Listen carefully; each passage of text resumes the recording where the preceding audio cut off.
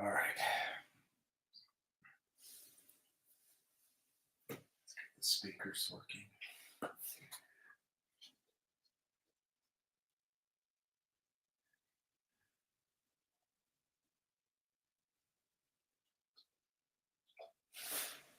Battery 100%.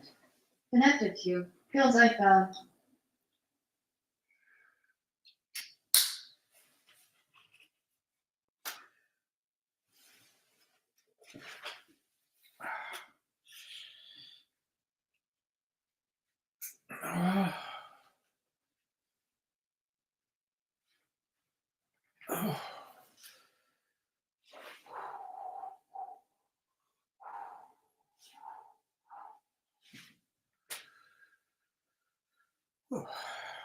All right. Well, people are here. Good morning. It's a little cold in my apartment. I burnt some toast and I had to leave the back door open so the fire alarms wouldn't go off. And it's freezing.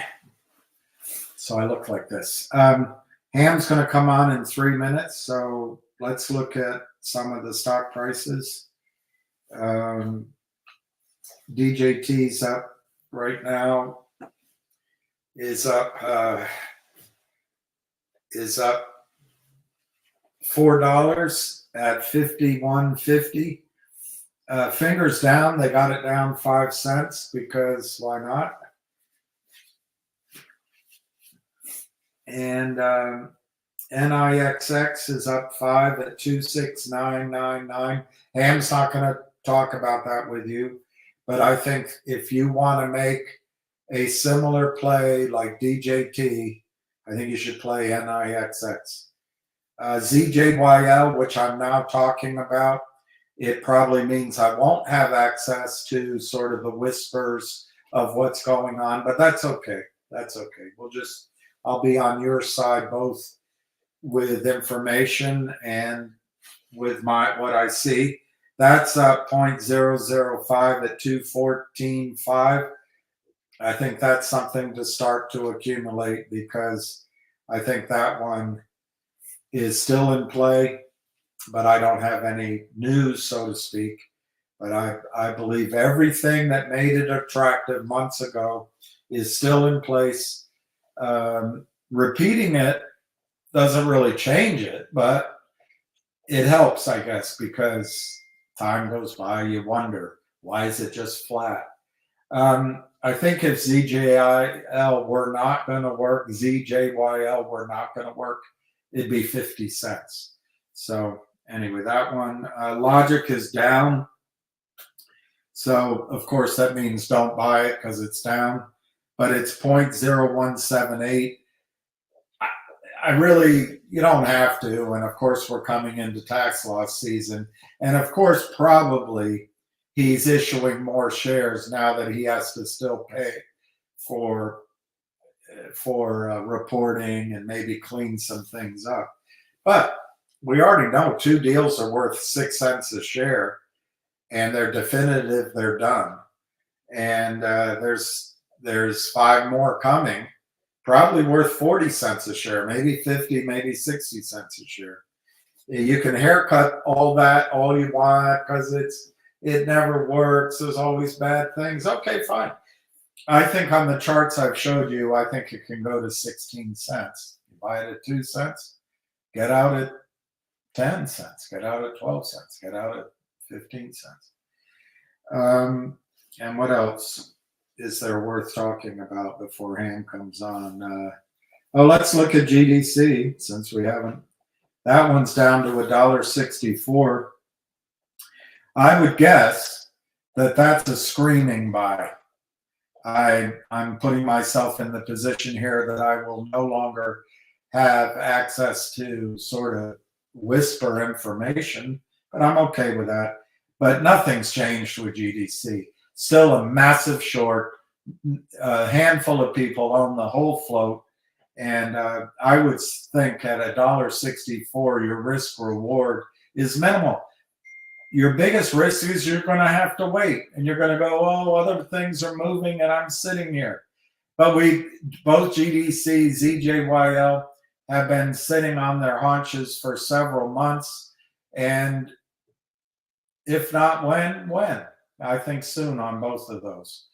Could it be December? Could it be January? Sure. But it could also be November. All right, here we go.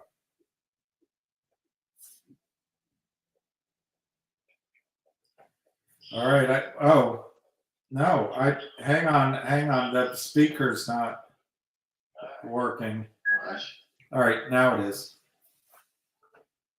You're on. All right, you ready? You're on. Yeah.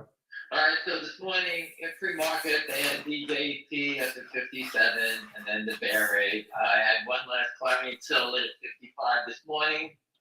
Again, I'm a sell the rip, I buy the dip, sell the rip type of person, and the easy money's been made, and now you can see the hard money. This is where they cast it and they attack it. I mean, just think of what they did today, from 57 to 43.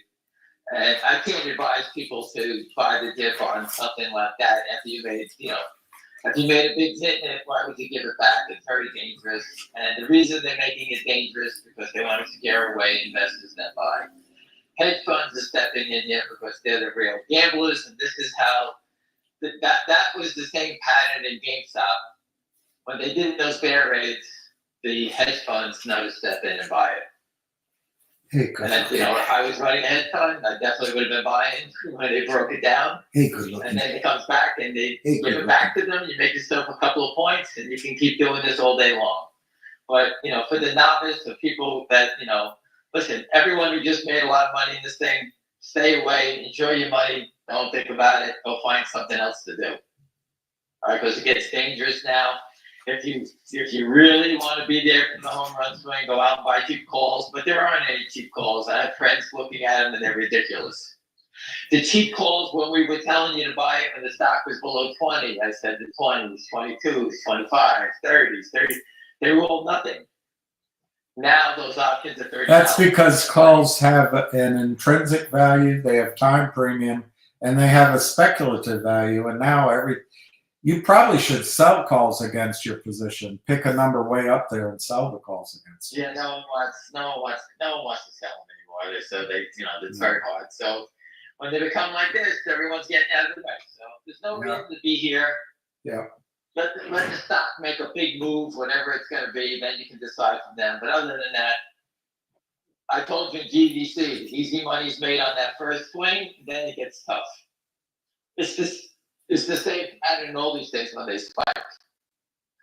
All right, the easy money's made on the spike, and then it becomes hard. Whether you believe it, don't believe it, whatever the stock may be, that's when you have to make those decisions. That's the hard decision. And believe me, when the stock opened at 57 this morning, DJT, I hope there's no retail people running in there to buy thinking they're missing something.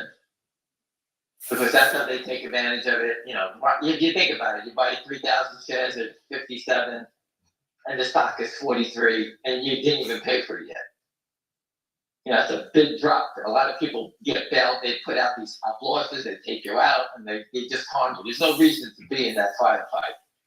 If you're buying stocks that haven't moved, when they start to move, you can make a sale. DJT was doing nothing all the way down, it looked like death. All right, one guy was attacking me. You didn't say to buy it. I said, no, I pointed it out to everybody 26 times a day for a couple of months. And, I've helped a lot of people out of it. And listen, I could care less. I don't get any medals. But these guys have really helped us out a lot. Because the more they fuck around with his stock, the president of the United States, the more it's going to help us. Devin Nunes, there was a nice little video up there saying that he should have been reporting on this when he was in Congress. Well, we see how those people in Congress act. Until it hurts them, no one says anything. Now that he's in a position where it can help him, and it's not hurting him, now he wants to speak about it, Devin Nunes. And guess what? The cat's out of the bag now. Everybody knows about it. The president's going to be on it. Pat Burns coming in. These guys, these looters have met their day. And just the activity today, And I'm sure Devin Nunes will get a report from my friends showing them exactly what they did on the bear rate. All that is designed to do one thing, and that is to try to steal people's money. That's all it is. So again, that's enough on DJT. You want to play it? Good luck. I'm not giving you Parak to kill us. Knock yourself out. The easy money's been made. We gave it to you. The easy money's had. Move to the sideline is my advice. Go find something else to play. Well, you think it's going to the moon? Yeah, I do think it's going to the moon. I can't tell if it's going to the moon now, this afternoon, tomorrow. I know that the president's going to be elected next week. So if you want to play into that, buy something above the market. But it's already moved. For me, it's moved $30 already. And most people on this call would kill their mothers to make $30. Hedge funds would definitely kill their mothers, to make $30. That's what it's about. The name of the game is to make money and not to get wiped out. Most people here are not big hedge funds and they don't want to get wiped out. So that's the game.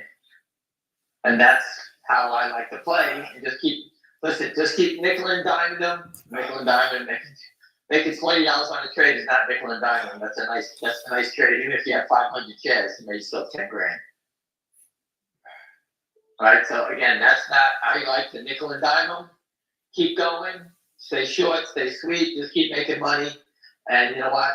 Not everybody owns NVIDIA at $10 and sold it at $1,200. So very few people did that. So again, just keep moving along. You make a living, and you'll do fine.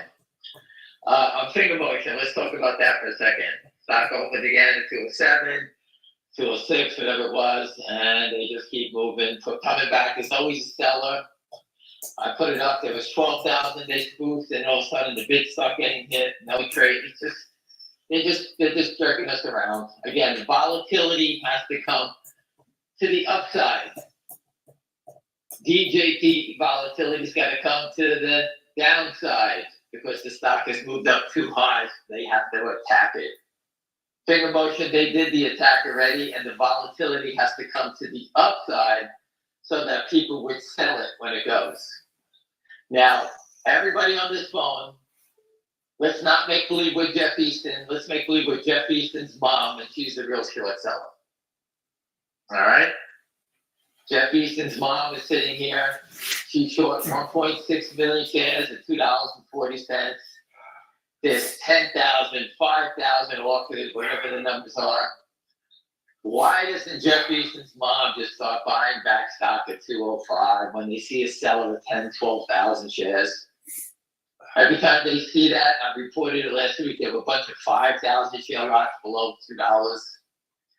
Why didn't she just scoop them up? She could have bought 50, 60, 70,000 shares already, right in here. And if the stock runs back up to 250 or 240, you can always reshort it again. That's what people really do in the real world on the short side. If they short it and it drops, they buy some back. If it runs back up, they reshort it.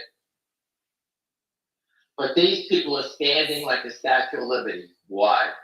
Because Jeff Easton's mom is taking instructions from Jeff Easton, saying, don't worry about it. I'm still naked shorting. I'll cover you. Don't worry about it.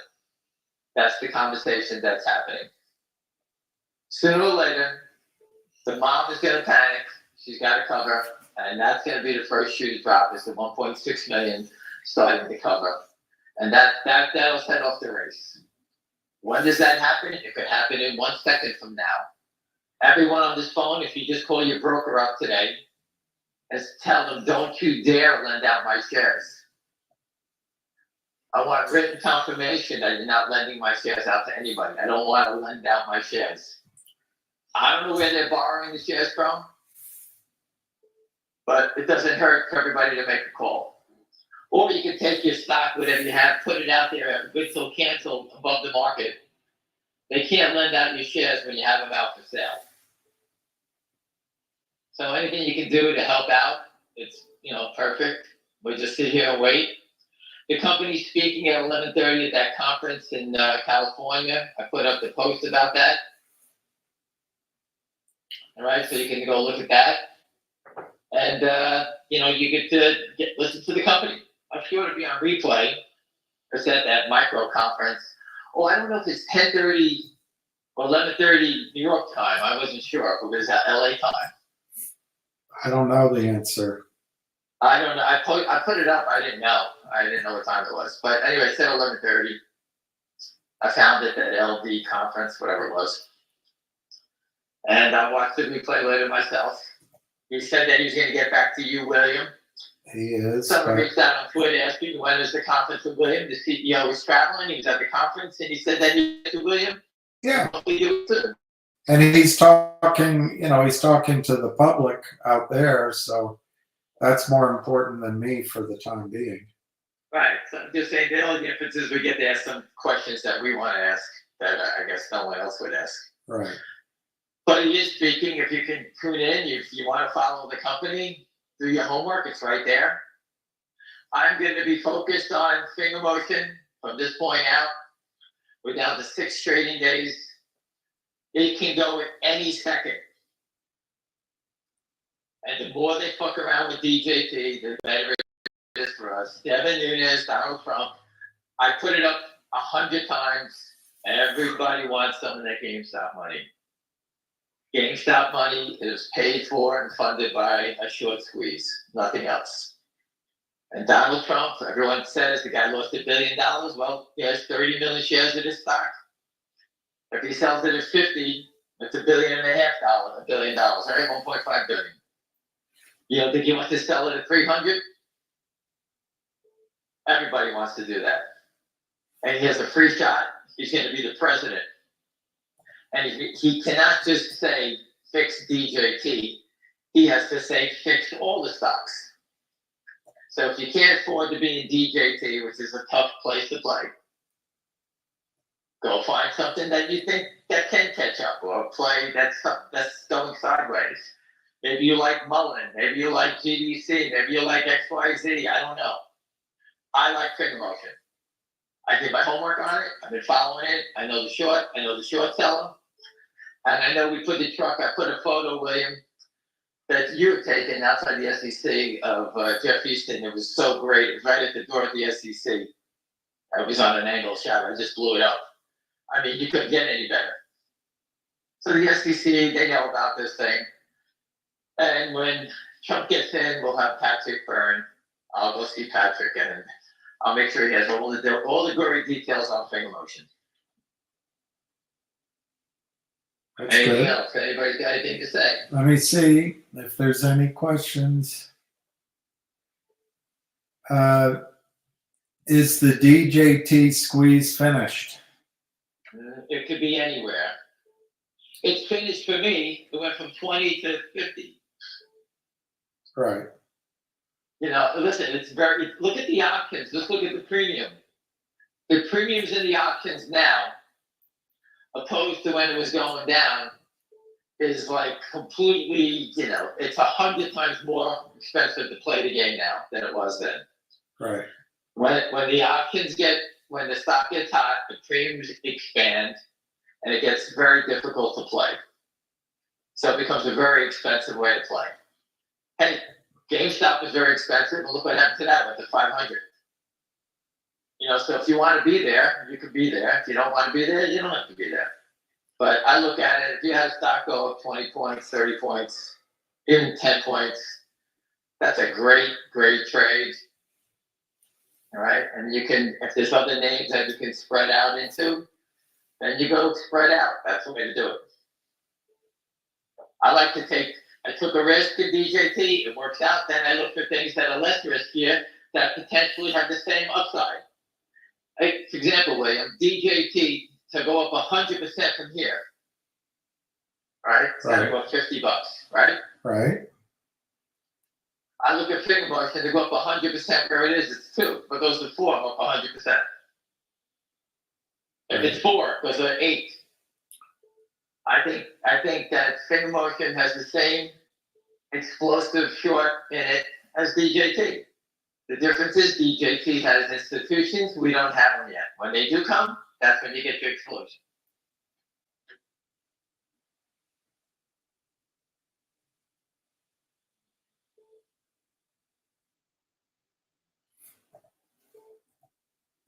We're talking about DJT, it's above the The VWAP is $50.84. It's above it now, so every share they sold today is underwater on DJT. Listen, I just find it too dangerous. So Gretchen's saying that Martin's presentation already started at 11 a.m. Okay. But it didn't. It didn't work, she said, that well. But they may have that. I'm sure they'll have that later on, so you can replay it or hear it somewhere on the website. Did they just watch 10,000 shares of Fngr Motion? It was 201 bid for 10,000. Did they hit it? Or did I miss it? I don't know. It's not, my thing doesn't show because I didn't have it open in my window. Bid for 10,000, and all of a sudden it traded. It's so you know, when it goes 201 bid for 10,000 and 10,000 trades at 201. Yeah. Whoever was bidding is the same person that sold it, because no one, you did it so fast, I even missed it. Right. So that's basically a wash trade. You know, for some reason, these guys want to push the stock down today. I don't know why. I told you, let it go higher, make more money. They can't let it go higher. They keep trying to hold it at 2. I don't understand it.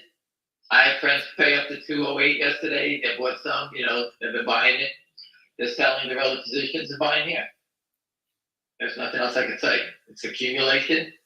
It hasn't gone yet. And this is the look they make people think. They think, oh, it's never going to happen. Look at it. It doesn't move. It doesn't move. It doesn't move. Until it moves. These guys are here. They're trapped. And we don't know it. So it's just a matter of when. They want to keep playing, thinking that they're going to hide. They're not going to hide. We're going to get them. You know, the SEC, the head of enforcement left, the head of the SEC is leaving. Trump is going to win. Pat Byrne's going to go in. Devin Nunes is going to get them investigated in DJT. Now that Devin Nunes spoke about DJT, how about the shareholders that got crushed when they sold it down to $12? How do you think those shareholders feel? So Devin Nunes, as the CEO, has to stand up and fight for everybody, and the president has to stand behind him. And what is he going to say? Hey, we told them that they're naked shorting. I want this cleaned up. Who's going to do it? Pat Byrne. Thank you. See you later. So that's how I look at it. So again, I can't advise anybody to do anything in DJT. You want to do something, good luck, knock yourself out. Calls are expensive. They were cheap, now they're very expensive. Getting in early always works out better. I've always told you that.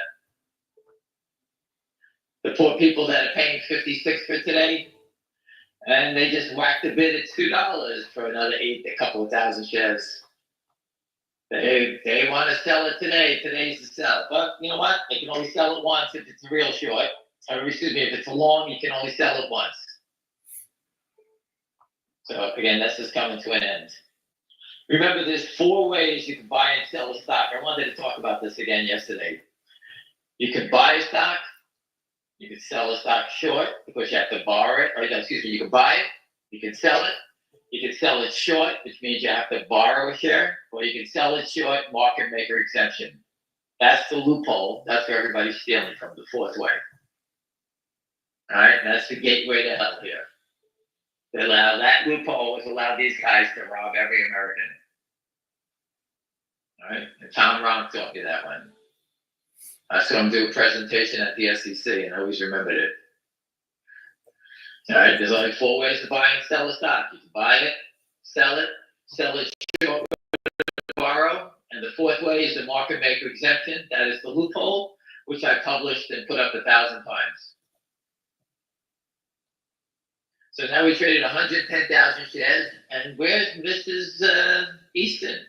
Why ain't she covering some of that short that once he has to pay to borrow every day? How come they're not covering anything? Because if she steps out and starts covering, she'll execute her own son. Once she starts covering, and he's not selling short, Pat Byrne said it best. Once you take your foot off the landmine, it blows up. And that's what happened to DJT. They took their foot off the landmine and the stock exploded. That wasn't us longs buying the stock and pushing it. That became a short squeeze that started out slow. I reported on it. You're going to get those spikes and drops and spike higher and drop. It was a very orderly buy-in. They were covering.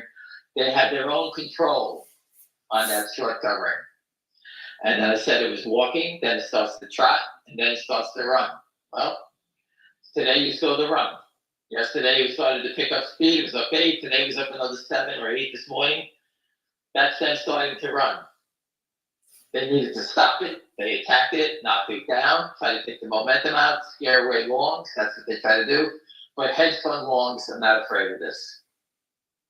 This is a perfect trade for hedge funds. Hedge funds, not you, hedge funds. You can putt around with it, but it's very dangerous at $50 stock. Does everyone understand that? Yeah, I think so. Narad says they did wash 10,000 shares of Fngr. 201. Yeah, 201. Um, I told you. How do I know when they wash it? So for the gentleman that just reported to me, thank you. They put up a bid for 10,000, right. and in 1 second, someone sells exactly 10,000. They didn't sell 9,500. They didn't sell 10,200. And that's how you know the whole trade is prearranged, because they sell exactly the same amount that's bid for. And the only person that can type that in that fast would be the person that puts it in. So either they were watching it to buy more settlement time, or B, or they're watching it to cover the short, the real short, Mrs. Easton short. And that data shows up in another 10 days, whatever it is. And that's the only two things, the only reason for those wash trades. The wash trade is there to create the illusion of bigger volume. And I always told you, the wash trade comes at the lower side, so the bid side. Many times I did a cross, and the cross was done on the offer side, meaning I wanted the stock was $2 to $205, and I had 10,000 to buy. We would cross it at 205. But here it is. It's every time I talk about it, it's always done on the bid side, the lower end. So they're washing it and trying to put more profit into the person that is closing out their position. So if Mrs. Easton is the buyer, she's buying it at 201. She's making, from 240, she's making 39 cents. Because she just covered 10,000 at 201. If she had to pay 205, she would only be making, 240 minus 5, she makes 235 cents. So they always try to give as much as possible at the low. And when they do it at the low, it's a negative trade. It looks down. The volume looks like a selling volume, but it's all fake.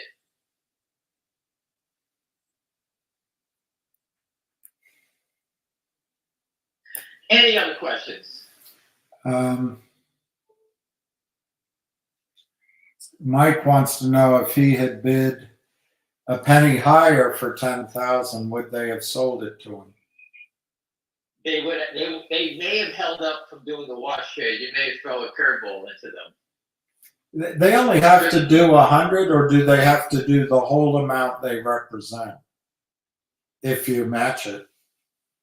Well, they do it so quick, so no one disrupts what they're doing. No one knows. Yeah. Well, they put it up. It went boom, boom. You're like, what happened? You couldn't even type in to go bid for 10,000 in front of them. Right. Right. That's how bad. Like, how do they know it's there? Right. And you can see they don't want it to trade. Every time if they take the 201, someone comes back with 100 shares. It's the same. This is their way of trying to show that they're selling today. And I'm a believer in, and I've always have. I keep telling you, when they don't want them, you buy it. DJT, no one wanted it. It was going down every day a point and a half. I told you I reached out to Devin Nunes's camp. They said no one's selling. Trump came out and said no one was selling. The stock bounced back up to 21. They attacked it again. And I just kept saying, this is the time to buy it. This is the time to buy it. And how many people looked at me saying, you're crazy, Well, again, the stock turned and it went to $57 from below 20. That's how it goes. If the story is intact, you know the guy's going to be the president. No one gave a shit about that. But he's the president, and he owns 30 million shares of a stock that's been attacked from naked short selling. That's the story. And he's not going to let it go away, because guess what? He wants to sell his 30 million shares at $100, which is $3 billion, right? Right. Why shouldn't he get that money? Right. He didn't do anything wrong. The system is allowing him to do this. He's going to fix the system. He's going to come out. He's going to say something. Hey, we got to stop this naked short selling. And he's not going to address it in his stock. He's going to address it in all stocks. And that's when the shit's going to hit the fan. So let them keep playing the game. Devin Nunes knows they're playing. They just go read the press releases. It's right there.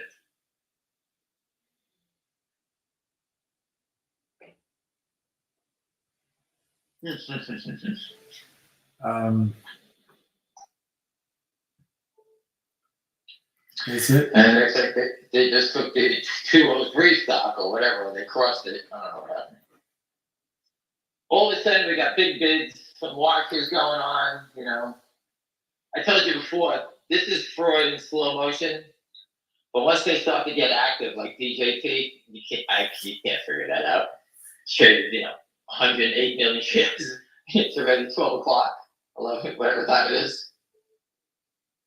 It's hard to figure out then, right? Mm-hmm. So they washed a bunch of shares in Fngr motion. Now there's no more selling. It's up to offer to 204 for 200 shares. After all the 10s and the 5s and all that traded, that wash trade could be some sort of settlement issue where E-Trade is saying, hey, below, you need to deliver, 50,000 shares today because you failed to deliver. They wash the trades, and then they call up E-Trade and say, hey, I'm sorry about that. I just covered it. I bought it. Here it is. I bought it from Morgan Stanley. Now, Morgan Stanley be short, and in a couple of days, they'll get the same, delinquent notice, and they'll do it again. So it's sort of like, if I had to explain it to you in baby talk, it's like kiting a check. You go from one account to the other, writing the checks to cover the check. That's what these guys are doing. If they stop the music, remember I always use that term, musical chairs, stop the music and settle up the trades, all hell breaks loose. And that's what they're deathly afraid of. And that's why the dividend attacks that. And I can't wait for William to have the call with the CEO so we can ask that question and address it. Or if anyone's in LA, please, if there's any way you can ask him a question online, ask him. What's the status of the dividend? Because that's just another curveball that the shorts they know about, are afraid of, and are sitting here, they want the answers too. So let's just jam it down their throat.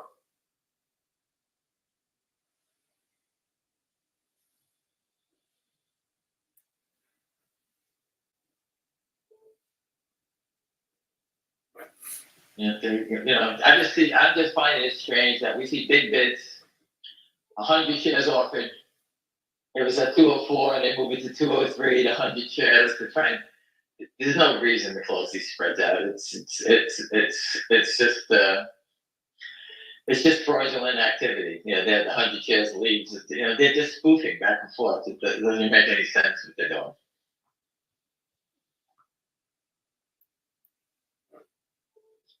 Anything else, William? I don't want to stay on too long today. Not much to say. I'm following the same name all day long. That's all I'm going to follow. We got 6 trading days to go. Is it possible to estimate how much the shorts make a day wash shading Fngr versus what how much do they make washing it? Yeah, versus what it costs them to carry the short? Is doing it profitable, or are they just surviving? Whatever they're doing, it's very expensive. When they get in small cap stocks, they want to kill them quickly. They want to get the volume. For example, Fngr motion was at 7. They used Kappa Barra, they attacked it down, right? Mm-hmm. But the sad part for them is they thought people were dumping. Which people? I'm sure there's people that sold. But I know many people that added all the way down. on that attack from $5 down. People were adding, and they're still here. Matter of fact, I'm going to see one guy who owns 4 million shares this weekend. So, I mean, I know big players have put it away. Yesterday, William, on the call, you had one guy said he had 90,000. He's been adding. Another guy, 50,000. You don't understand. You know, I met a guy at the pickleball court, a podiatrist. He started with 10,000 shares. The guy's got 40,000 now. And he buys every day, 1,500 shares, he says. I said, that's the way to do it. Just keep poking at it. Just keep doing it.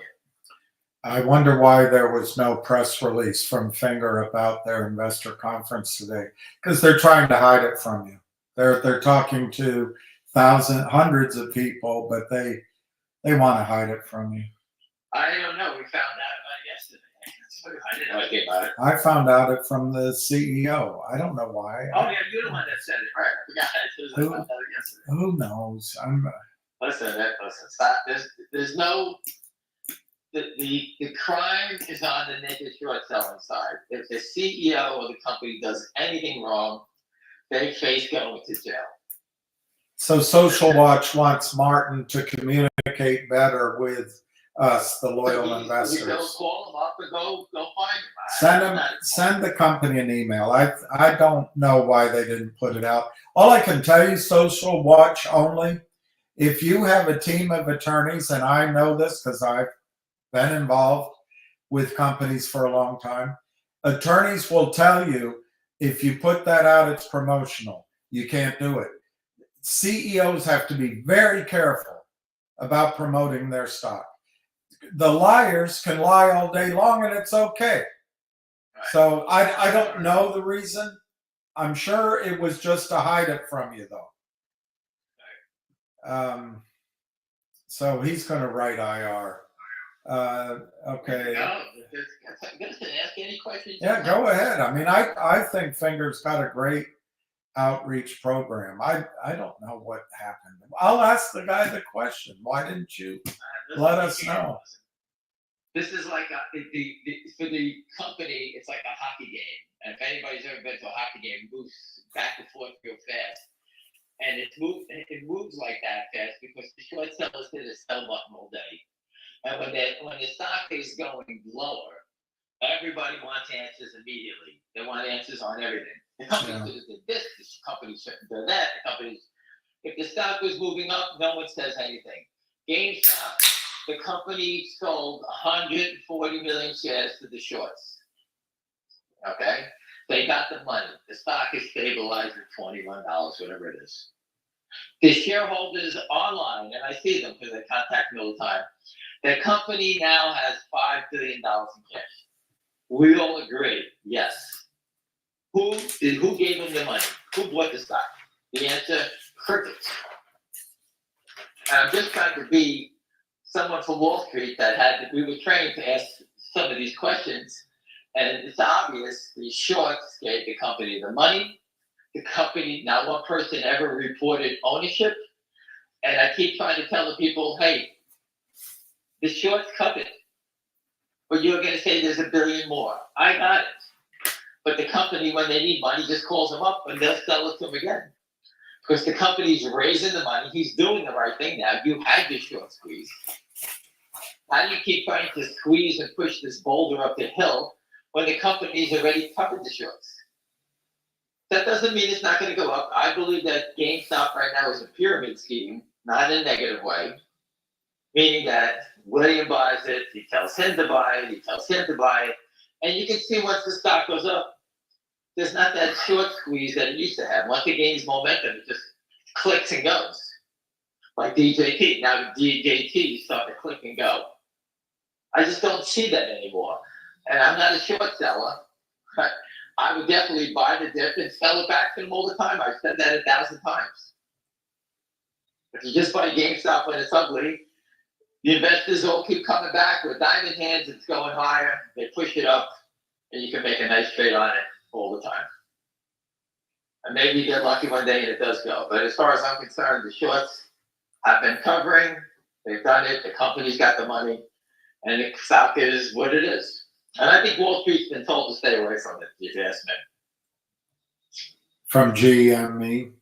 Yeah, the trading desk they know that they're under watch. They're not. No one wants to bring the legal people into their trading desk. Okay, let me see your. Let me see. You're in the stock. What are you doing in it? Oh, well, my trader. Well, you know. And now let me see what your trading records. They don't want that. No one wants these guys in your office. So that's Right. and that's what happens.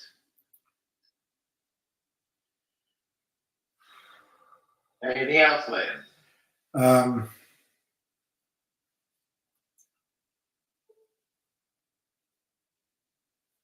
Oh, so David's pointing out, which is true, Fngr posts on Fngr's own Twitter feed all the time, updates. So that's a good point. You can get it there. Yeah, I see it come across, and I sometimes I read it, sometimes I don't. It's about telecom stuff. I'm not an expert on telecom. Will the Fngr squeeze be similar to the JT squeeze? I'll ask you, has JT already squeezed? What the hell's JT? Donald Trump. DJT. DJT. Uh, DJT. Fngr, I think Fngr is going to be completely different. I described the DJT short covering here. It's been a controlled short squeeze, meaning the shorts have been pushing it up, letting it drop, pushing it up, letting it drop, and that's what created the perfect sell the rip buy the dip pattern. I said that 30 times. I said once it does this a few times, I even put up a little vote. I said, what day is it really going to start the gap? I put it up maybe a week ago. I was a little too early. I said last Wednesday I thought it was going to gap. Well, today is Tuesday, so I missed it by 3 days. 3-4 days, whatever it was, right? Right. It's getting, you could just see it's getting ready to gap. And it did. It went up 8 yesterday, it went up 9 this morning. That's your gap. Now what do you do? Well, You mind the gap? If we were just trading it or getting involved today, you got to worry about it dropping. Is it around? I mean, so everyone that I know owned it way long time ago.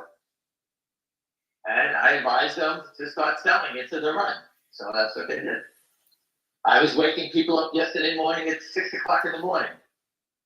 We sold it from 42 all the way up to 47. And this morning, I had people sell last night at 50, and they sold this morning at 55. Right. And people that want to hold on, good luck. What can I tell you? That's how it goes. The short is big. They still got problems. There's only 6 days to the election. Do I think it's going higher? Yeah, but am I going to gamble money here? No. I'd rather find something that hasn't moved and play safe. Only because we already had a 30-point run. And what they're doing in Fngr motion,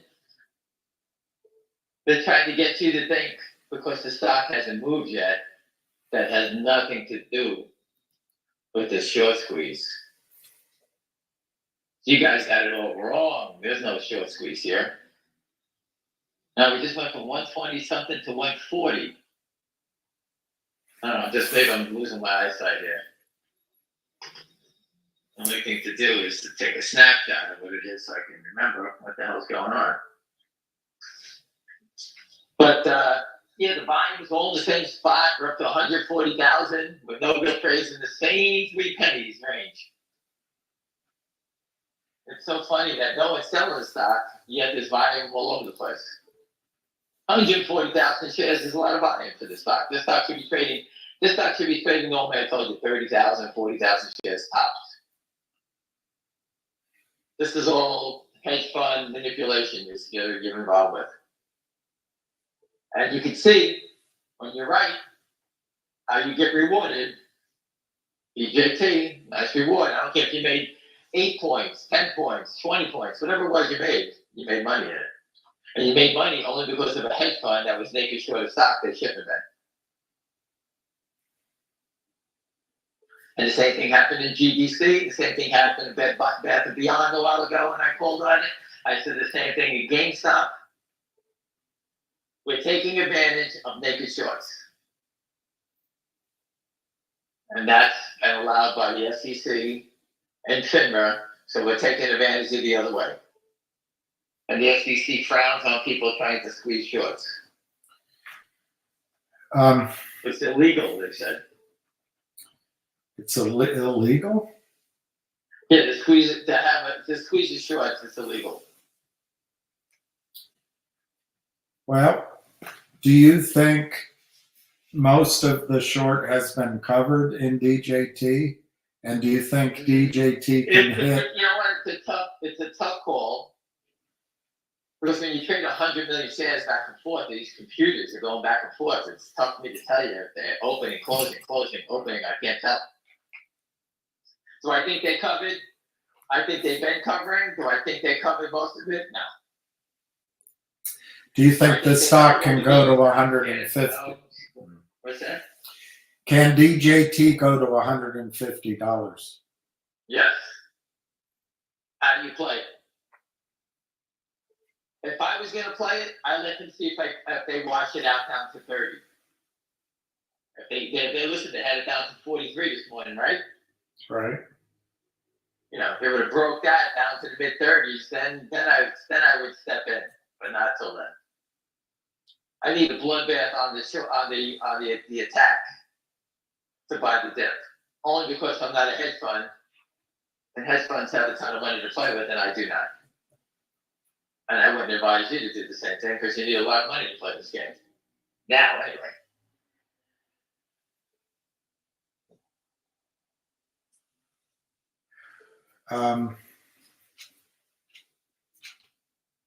Social Worthy owns 6 digits. That's a lot. That's like 100,000 shares or more of Fngr, and he believes in the company.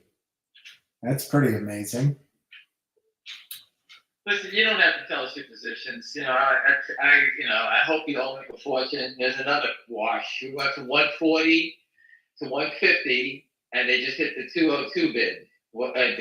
Can anyone? I don't have time in sales in real time. It was 140, so now it went 150. So I know that. So there's another 10,000 in the same spot. Isn't it amazing how all these people don't want to cross 10,000 shares all in the same spot?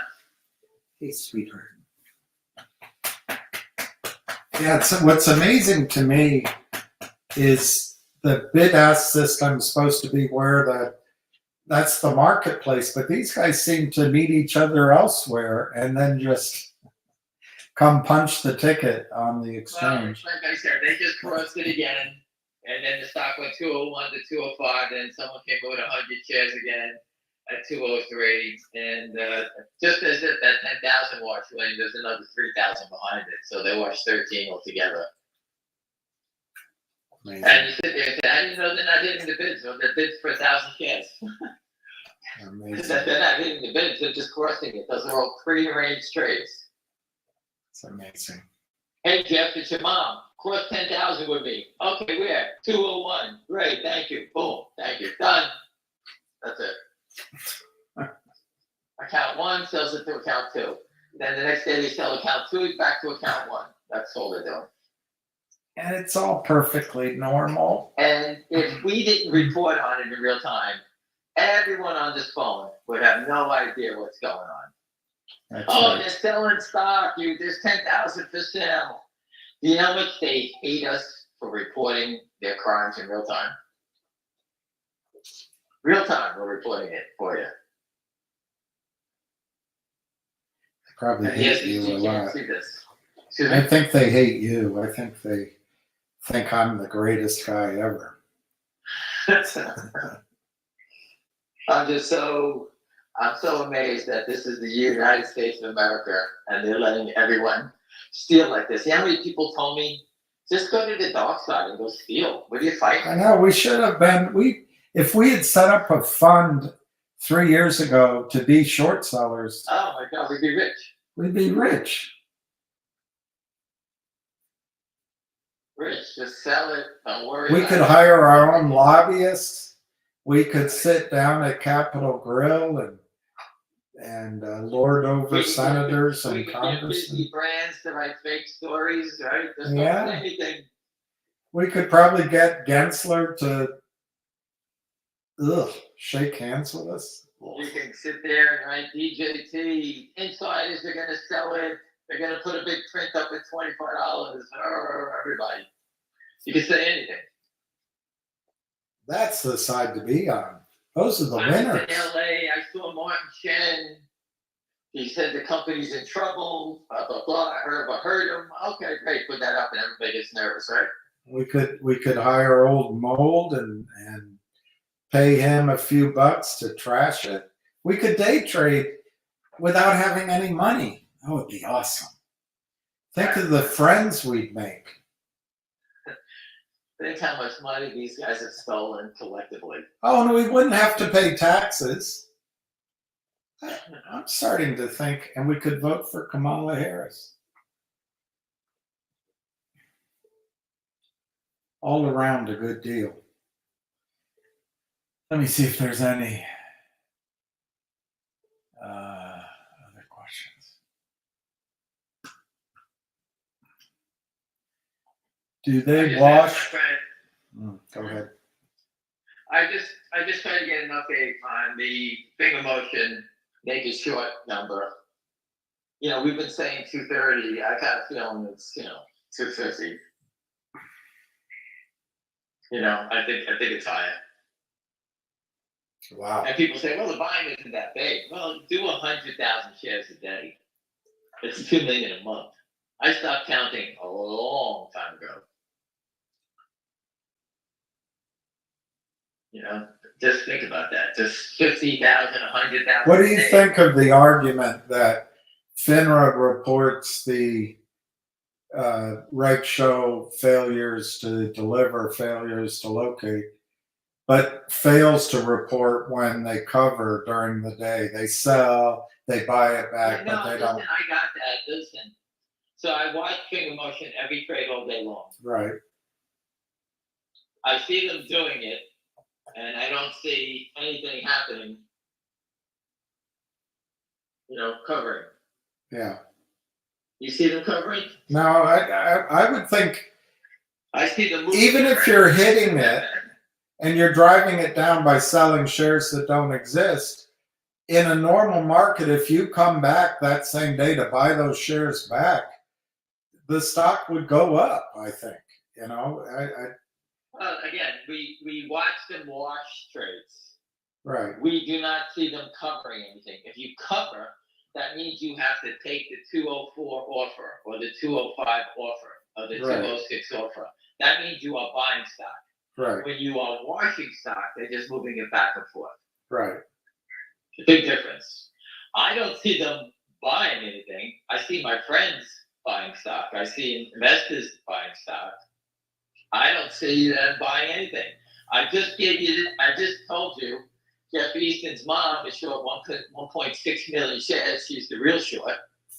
She's short at 240.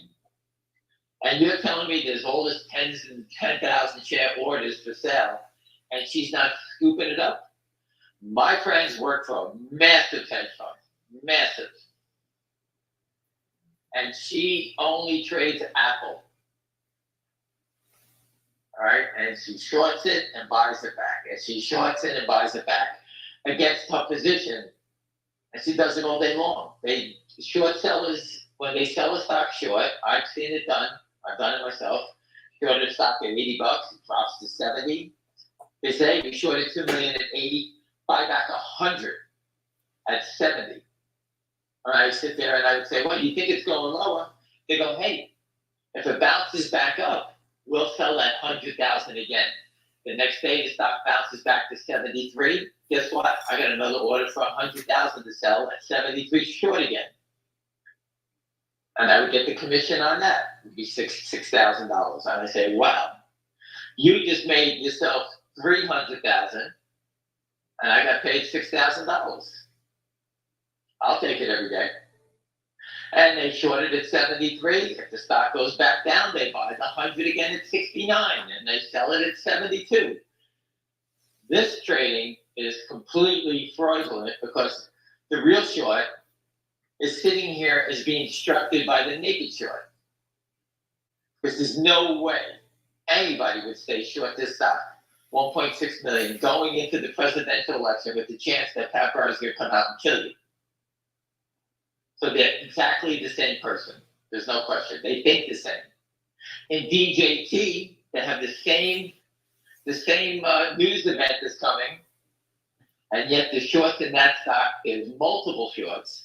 They all started to break at different times. Break meaning they started to cover at different times, and that's what you've seen. So our one short is the same person. They have multiple shorts.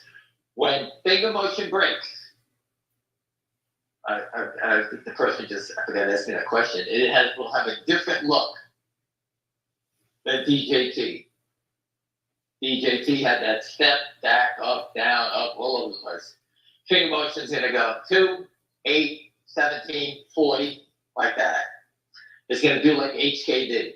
80, 120, 160, and it's just gonna keep going until the short runs out, until they cover all these shorts, meaning that they'll be buying it until they have no more shares to buy. So everyone that's long, who owns a counterfeit share, has to sell it back to them. That's how it works. And other shorts will not stand in the way.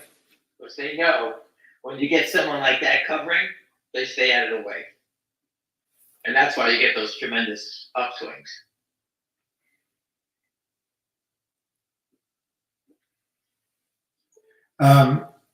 Do you think they wash trades in DJT or just Yes. when it? Yes. Do they wash trades when a stock is squeezing?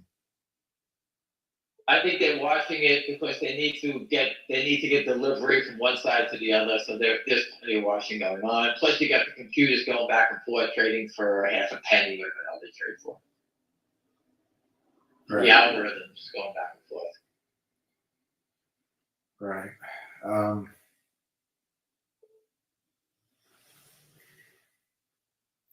It looks like they crossed another 18.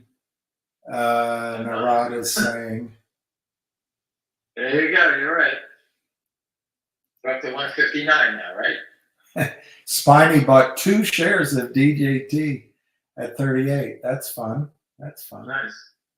I told you, you can learn buying 1 share, 2 shares. You can learn how to be part of it. It doesn't hurt, right? No shame. And listen, when you buy 5,000 shares of the stock and it drops 20 points, that's a lot of money, So you got to be careful. That's the reason I'm telling you that. DJT is a big boy game now. Wow, Most people here are big boys. Nick hit his goal of owning 100,000 shares of Fngr. You guys that have this much Fngr, I'm really jealous. I mean, just imagine if it went to $20. You don't even need a squeeze to be rich. Unbelievable. That's a great trade. Listen, I told you before, I believe finger motion with its full business, when it gets ramped and going, is worth 100 without a squeeze. Right. That's my belief. Without a squeeze. These guys I told you, they think that the stock, pushing the stock down, they think the Chinese government's going to take away their contracts, which is not going to happen. I saw a video of Pat Byrne last night. I watched it, where he talked about the landmine, but he also said that the short sellers were calling up overstocks competitors or overstocks suppliers, trying to get them to stop delivering to overstock. So the shorts were attacking them on the corporate side. Wow. I'll try to dig that video up again. And here it is in finger motion. They got no pull in China. Jeff Easton, that fat fuck, has got no pull in China, no matter what they do. You could say, post, whatever you want, the Chinese government. I wonder if he'll be able to fly to China later in his life. He might get arrested. So I'll make sure that someone meets him there. Yeah, he might get arrested and sent to North Korea to stand in front of a missile. He belongs there for trying to destroy China. That's what they should do. All the short sellers in the Chinese names, they should send them to China. Send him to North Korea. So that guy. Send them to China first. They'll take care of him. You know, they always label, oh, the Chinese companies are no good, this, that, you know, listen, I got it. I don't know anything about them. But here he goes, another couple thousand shares, they hit the bid at 2. As you can see, there's something going on where they're trying to pin it here. I don't know why. It's 9,000 to buy at $2. As you can see, for the gentleman, everyone that's watching, that it's funny that you keep seeing bids for 10,000, 10,000, 9,000, 10,000, 9,000. And they just keep trying to, and they keep getting washed right behind it. You know, now now the spread is 2 to 201, everybody. What happens when the spread is 1 cent? That's the short by the short, meaning that they're probably going to wash 9,200 at 2. Now there's 400 at 201. 100% they're going to wash it at 2. You know, again, if they thought they can win, why don't they let it go higher? It's every day, it's just press and press and press to hold it down. And the more they do it, the more of a fraud it is. It's just remarkable that the government allows this to go on. But, you know what, we got a new government coming in. And, you know, like I said, we have a new sheriff in town. DJT is our leader. Thank God. There you go. We got the president and we got Pepper. First is Jeff Houston and his mother. So they can play all the games they want. I just need 6 days to go by, Trump to win, and then the shit starts hitting the fan. And they can sit there and say, oh, you're full of shit, Cam. You're never going to get anything done. Okay, keep shorting it at $2. Knock yourself out. All I know is that pushing it down lower only makes you less money. Where are you going? This doesn't make any sense. They were doing it to DJT. They were selling it down because they thought the insiders were going to dump it, and they wanted to steal it from them at the low. Well, how'd that work out? They sold millions of shares down there. The short squeeze figure went from 54 to 42. Remember, I was putting it up. It was $54. Mm-hmm. That means they sold so many shares they drove their average price down to $42.09. How's that one? That's a big drop, $12 on an average price. Fngr Motion hasn't had those massive days yet to drive that number from 380 down to 3. We haven't had that yet. But the real short has definitely put their foot in the wrong mud because they're short at $2.40 each day. They lose money. So, you know, like I said, by the end of the week, the most they can make is $2.35. You know, maybe by the end of the month, it's $2.30. So that number keeps dropping no matter what. The other number is going to come down slower. It still costs them money, don't get me wrong. But this is the number we can see every day. And that number keeps going lower.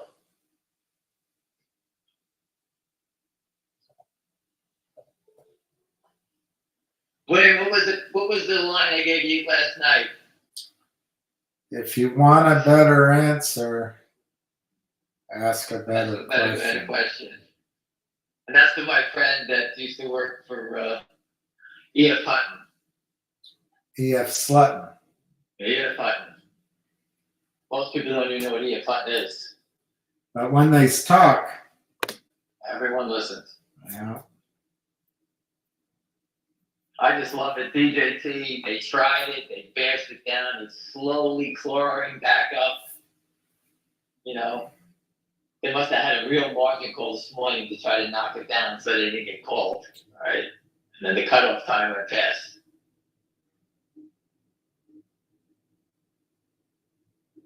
And I just, you know, we're all sitting here staring at Fngr Motion, which is 9,200 bid for a 2, 300 shares in 201. It was 400, 100 dropped off. And people, the reason I repeat these numbers is because I memorize them. And that's what you have to do when you're trading stocks. You have to memorize numbers. You memorize the numbers, you understand the trading patterns, you remember what they did at certain points, And I'll always remember that right around here, today's 6 days before the election, all of a sudden the 10,000 share washes are coming up, 10, 13, all these little wash trades. What does it mean to you? That they have a problem. that show, if there was no problem, they wouldn't wash the trades. Yeah. They're only washing the trades because there's a problem in the back office. Either A, they're covering what's his name, Jeff Easton has to cover his mother's trades, cover a short position, or they're getting called for delivery and someone needs to come up with stock. So what they do is they crush it, wash it, and then they start blaming other people for it. Say, hey, I just bought it, I covered it, I told you that. Okay, thank you. That's how it works. Listen, my older brother worked in stock loan. He did the buy-ins. My other friends did it at Janney Montgomery. My other friends did it at Cowan. We know plenty of people in the back office. And when they get an order to buy stock in, they just go to the market and give it a cigarette and execute it. Buy it. They don't give a shit who it is. Just buy it in when they get told to do it. And that's what happened. DJT, the shorts were covering. All of a sudden, they got out of control. A couple of guys went bust, and they bought them in. That's how it worked. And when the short sellers saw that the guy who was getting bought in was basically almost done, whoever it was, they attacked it then. They let him push it all the way up. That wasn't longs buying it up to 57. Those were shorts covering up to 57. And when the short saw that the one short that was covering was basically out of gas, that's when they came in and attacked it. And there was an air pocket. That's what happens. There's no way. It is not long sitting there trying to buy this thing. The longs came in after the attack. So these guys shorted it up to 57, drove it down, and created a fire drill. Hopefully they sold 2 or 3 million shares and bought back 2 or 3 million shares down a couple of points. That's what that was about. I have no idea if it was the naked short number 1, naked short number 2, number 5, number 50. It could have been a big boy came in here and said, I want to make some quick money, go in here and kill it. There's multiple people in DJT short, and that's the same thing. Multiple people were in GameStop. We haven't got to the multiple people yet. When the stock spikes and it starts going really hard, like going up 10, 20 points, you'll find new people coming in. And they all say the same thing. What's this piece of shit going up for? And then they hear the story and they say, oh, I'm going to start shorting it. And then all of a sudden you got 3 guys trying to cover. And that's what happens on those short squeezes.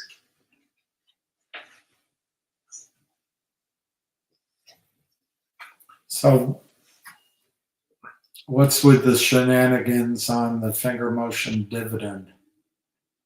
It's make-believe. The board of directors has put out a press release saying they approved it. It's total shenanigans. I agree with you. Shenanigans. How about we talk about Jeff Easton? Why don't you call up Lynn Partners on Madison Avenue and get back to us and tell us what you said to them? Ask them, what about the shenanigans? We just talked about companies. Companies under strict guidelines to do things, they have to do things by the books. The naked short sellers are just hitting a button, watching trades back and forth, and yet you want to attack the company. The company's in LA somewhere. If you live in LA, get someone over, go see the CEO, and ask him the questions for all of us. We want to know, but you know what? We can't force the issue. The company's trying to get it done, and they'll give us an answer why it isn't done yet. What do you want us to say? We don't think we want it? I've been yelling about it for a year.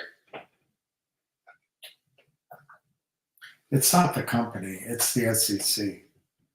So No, I don't think it is. I think it had something to do with that order. I just think it's that. I haven't heard boo from anybody. The IR guy, my friend who brought capital, he never said anything about it.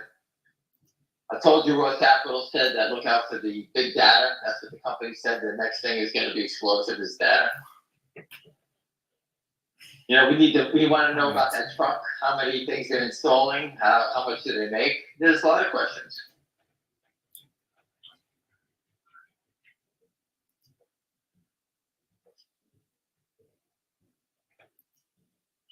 You know, there's 100 questions that we want to ask. And there's not much more to say. It's what it is.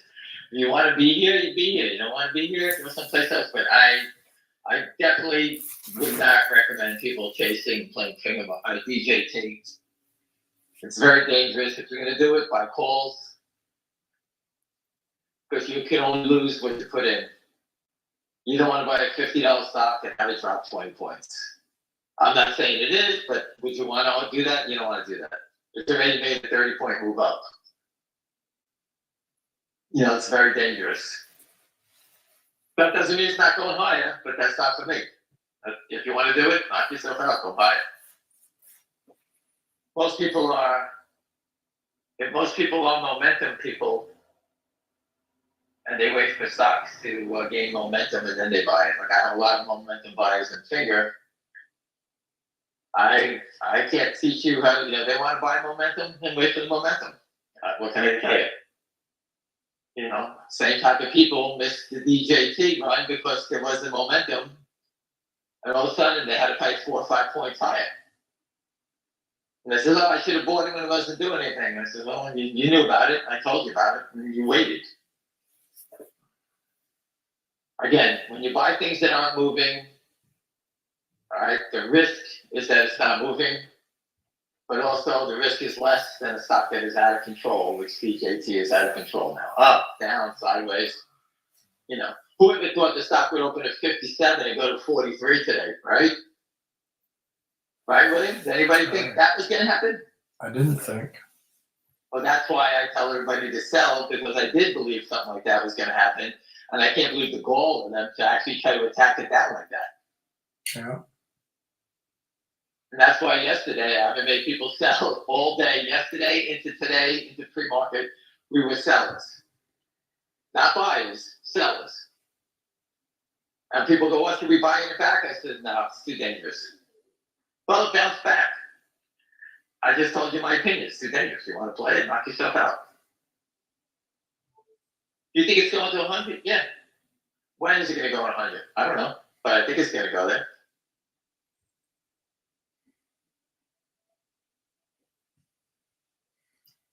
But I'd rather stay with the stock that I understand, that I know everything about. I don't know the relationship with Trump and Dividend and the finances that they're trying to raise, whatever that money was, that note. They said they weren't going to take money down. I don't know any of that. I don't follow it. I don't follow the news on it. I've never been on Truth Social site. I know nothing about their business. I know about the short position. That's it.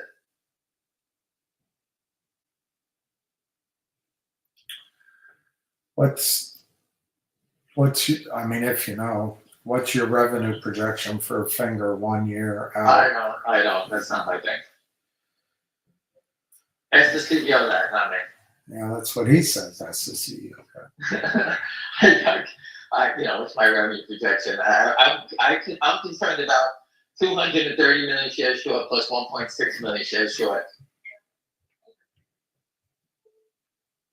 That's what I'm concerned about. GameStop was $3.75. Stores going out of business. I never had one person come out to me and say, hey, could you give me the revenue projections? Yeah. The stores are going out of business. That was it. No one ever said anything about that. They were there for the short squeeze. We just happen to have a company that is getting huge contracts, getting ready to ramp up on top of a short squeeze. Unlike GameStop or DJT. DJT has a business they're just starting, right? And they just have what? Money. They raised $200 million. Money doesn't always equate to having a good business. And we'll soon find that out with GameStop and see what they do with their money. They're hiring programmers, right? What are they doing? I don't know. Programming what? I don't know. How do they make money from all this stuff? Are there any? To me, Fngr Motion is laying out their business, right there with the Chinese government. Right.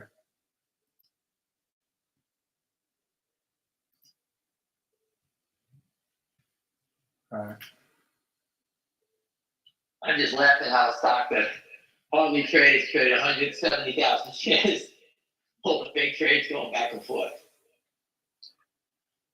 Now, if the stock was at 235, 240, and the buying was, 300,000 shares, and, out of the 300,000, 280,000 was fake, we would sit there and say, well, we're going to buy them, so the positive side, same nonsense. I always remove it no matter what.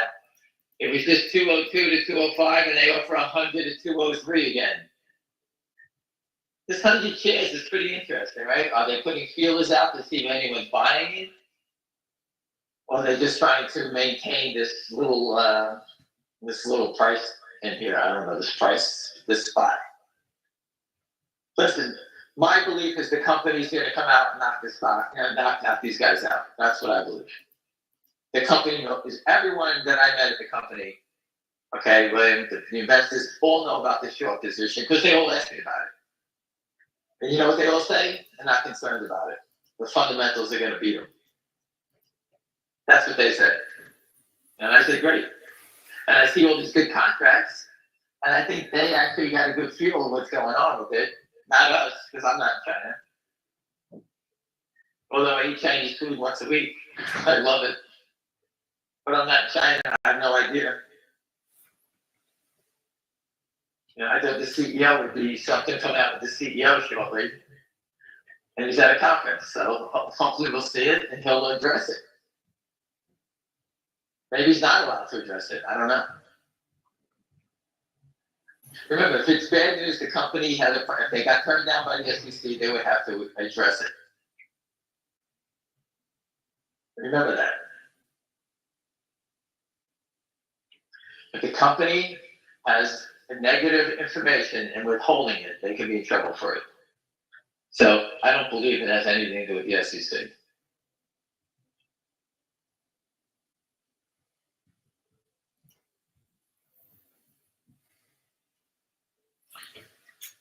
Are there whales in Fngr? Yes, I'm going to meet guys who own 40 to 50 million shares. I'll see them on Thursday, Friday, and Saturday. Are there whales in the Pacific Ocean?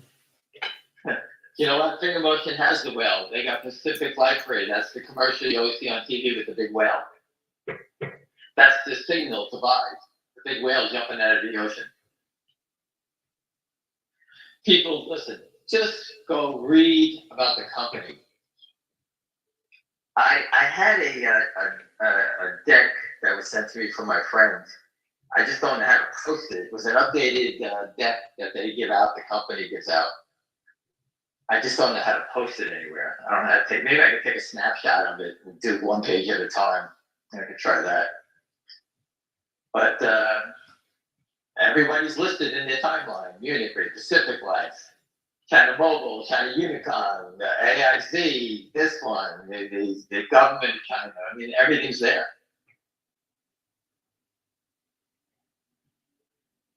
These guys can keep holding it down. We know it's not a long because it's never-ending selling. It's like a relay race. Hey, William, I just sold 1 million shares of stock. Here's the baton. You can start now. Thank you very much for I let you go first this time. You let me go first next time? Sure, William, I will. I'll let you go first next time. I'm selling my stock at 3, 4, 3, and 2, and you're selling yours at 1.5. You think they work like that? It's the same person.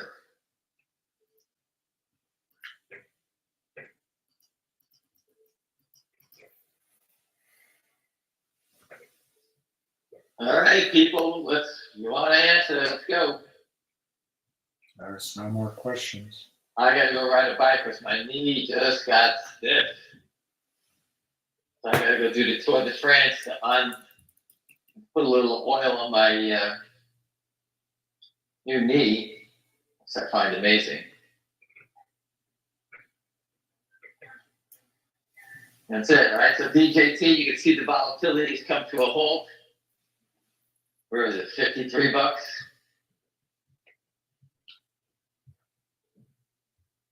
The wild swings. What happened to the wild swings? Yeah, it's 53.35. The wild swings have come to a halt. Up to 57, down to 43. The wild swing. What happened? Now, like I told you, what's the move? You know it's not longs running in here to buy it. And you can see again, I just looked at GameStop for a second. They pushed it down to 22 and they move it back up again. So buying the dip, selling the rip, seems to work all the time there also. And that's what you have to do as a trader and investor. You know, as this part of this life is winding down, this naked short selling nonsense, you got to learn how to trade. You know, there's a classic example of GameStop, buy the dip. The longs love the stock, and every time it dips, they come in and try to buy it and pull it back up. And again, we don't have that massive army that GameStop has in Fngr motion. But you can see everybody comes in, oh, it's down, I'm going to buy it. And it runs up, what do you think they're all doing? They're all selling it. And that's what I keep trying to tell. I told William that yesterday. I said, you know, I'm not a short seller, but all these spikes in GameStop are a sell. You know, being if I own it, I sell it. And you wait for the dip, whether it's 20 cents, 40 cents, 60 cents, or $1, and you can buy it back in and let them do it again.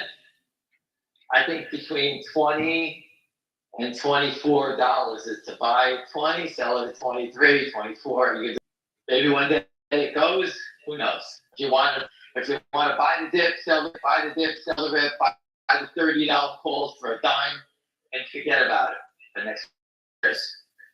One day you wake up and it opens up at 100, which is, you got lucky, you make $70 for nothing. But you're only risking losing 10 cents. That's how you got to play those games. Same thing in KLSS, AMC, everyone's saying it's going to go, blah, blah, blah. The CEO sold everybody out a long time ago.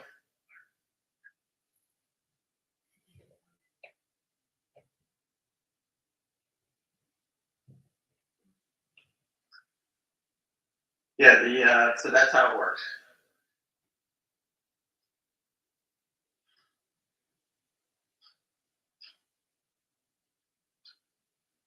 I'm trying to give you all the information I got in this noggin.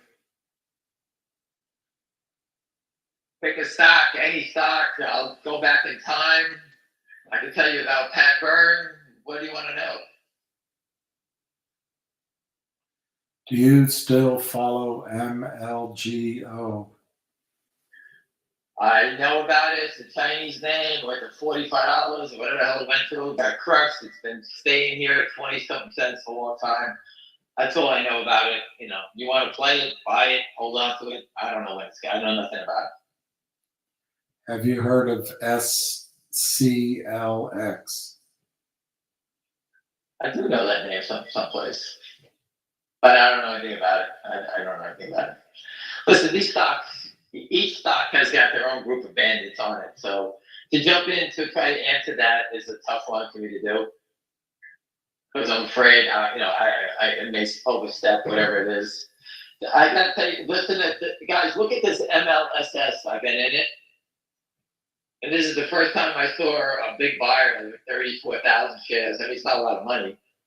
But I told you something's supposed to be coming with their earnings. I think it's next week, someone told me. And the stock, this is the first time it's actually shown any sign of life since I've been in it. So keep an eye on that one. I don't know anything about it. I paid $1.01. I told you what I did there. What makes the stock marginable?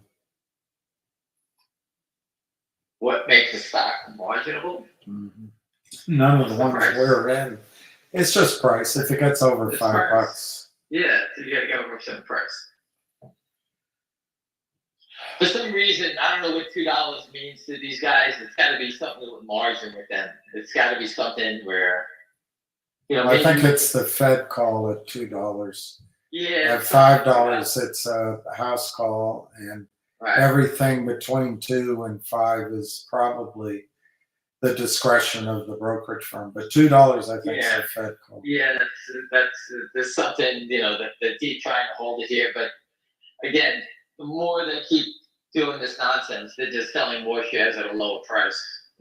Listen, if we didn't have Donald Trump winning the election and there was nothing in the future that can actually save us, you're talking about, we needed to go to war with these people. But now we have the head of the United States, the president, that's going to step in and protect us. And he's not protecting us because he's being a nice guy. He's protecting us because his company's being screwed over. And the only way to fix it is to fix the stock settlement system, and that would affect all of us. And that's what we're looking at. And you're 6 days away. Trump wins, he starts cleaning house out, and we're all off to the races. Now, people sit there and say, well, you don't know when exactly he's going to make it, or if it's going to happen. Well, you can wait. Ask the people in DJT if they waited. The stock's $53 now. They didn't wait. They knew it was coming, just like I told you it was coming. And the reason Trump stock went first, because it is the president of the United States. And we're just a bunch of schmoes like everybody else. Except for the EFN guy, he's a big schmo.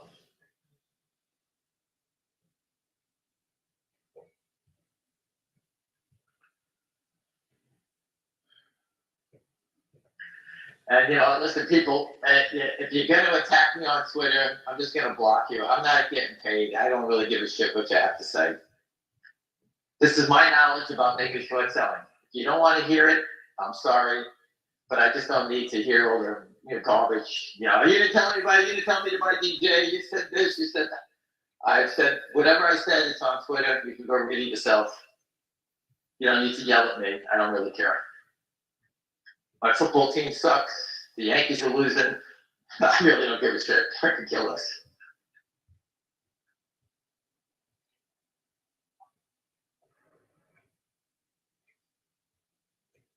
So I'm just saying, I could kill us.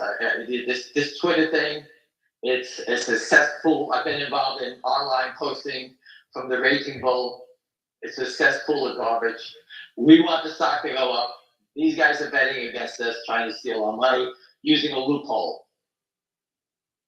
That's the whole thing. That's what's going on here. They're using a loophole to steal. The SEC is protecting us. The brokers, the prime brokers, everybody's polluted against us.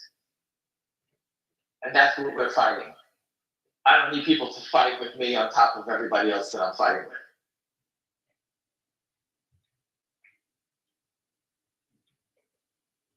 And I think I'm pretty knowledgeable what the hell I'm doing.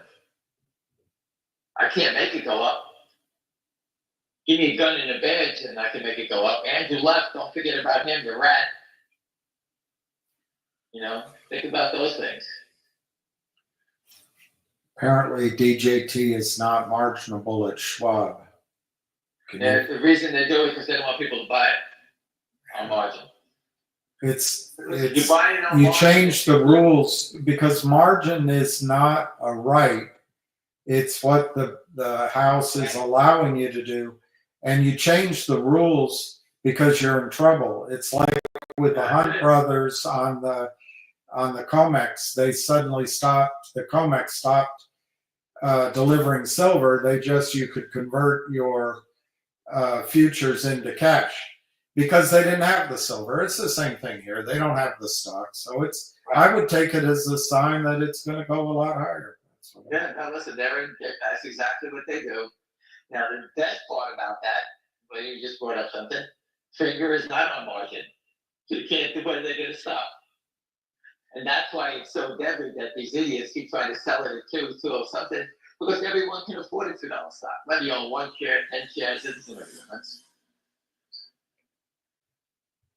They can't, well, how are they going to stop it? There's no margin. When it goes above 5, people can play on margin. And I told you about my friend who owns Zixi, ZYXI, I think it was. He bought it at 9 on margin. They drove it down. His clients all had to sell because they were on margin. They were tired of putting up money every day, 9, 8, 7, 6. He called Yvonne Hubler up every day, head of NASDAQ short sales, told her that these clients are going to sue him because they're losing money because he's short selling, and he's being sold out because of margin. And that's what the shorts did. They drove it all the way down. Then they squeezed the stock up after they took all his stock from him. That he had 1 million shares. That's that story. I told you. I remember the whole story. Even Yvonne Hubler's name. I forget her assistant's name. He's some guy. I forget his name. He's got some weird name. And they've been there a long time. And he's been calling them up for years. And she never did a thing. Yvonne Hubler. Disgrace. Had a short selling regulation for the NASDAQ.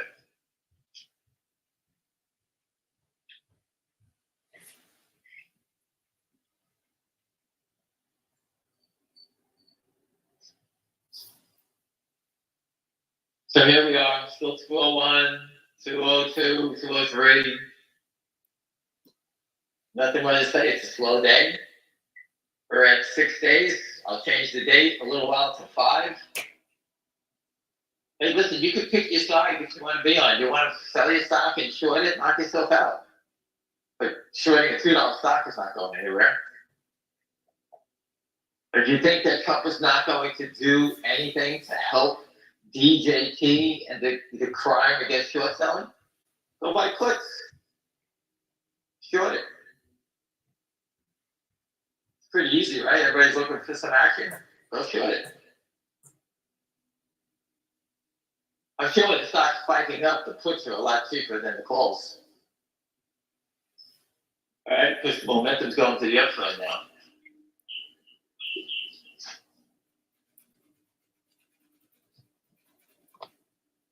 Come on, people, anything, trading, questions about trading. You know how to accumulate. You accumulate at your own pace. Would you trade Juan Soto for Freddie Freeman?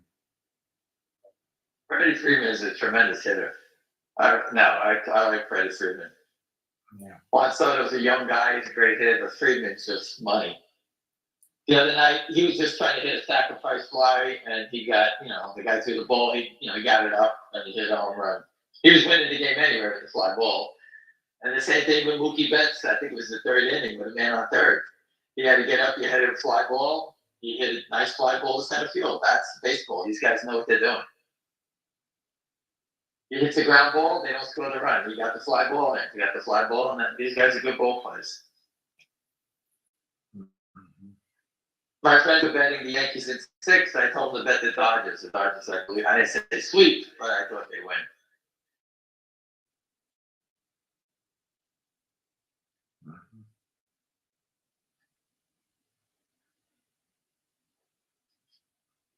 The baseball games have been good.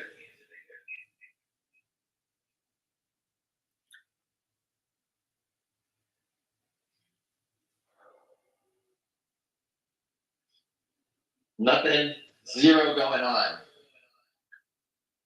Pretty soon, no more bets. What it feels like. What's that way? It's what it feels like. No more bets. It's coming up. 5 more days. I keep laughing about this KNW. There's all kinds of weird trading going on in this name. Some days, all of a sudden, 1 million shares are trading, I just got that feeling that Lynn knows they got a problem here, and they, I wouldn't doubt if they're paying someone, a money manager or a broker, to go out and buy the stock. You buy 1 million shares, it's $200,000. They give the broker, $50,000 in cash, and Lynn makes all those sales, and they got some money off the table from their note, and it just seems like all of a sudden there's 1 million shares trades, the next day 1,000,002 trades, then it goes down to 20,000 shares. It just seems like that seems like someone with a note. No one wants to be around it, but yet someone's buying it. And it looks like fraud all over it. Of course, it's had a 52-week low down from 90. And I tell the investors there, hey, look at SYTA. That was Lynn's deal. They reversed it so many times that the year high is $900, I think. And it's trading at 80 cents. That tells you how much the investors probably own, like, you know, if you had 1,000 shares, you're lucky if you had one. That's what I mean by wiping people out. These reverse splits destroy the shareholders. As Wynn can attest to that.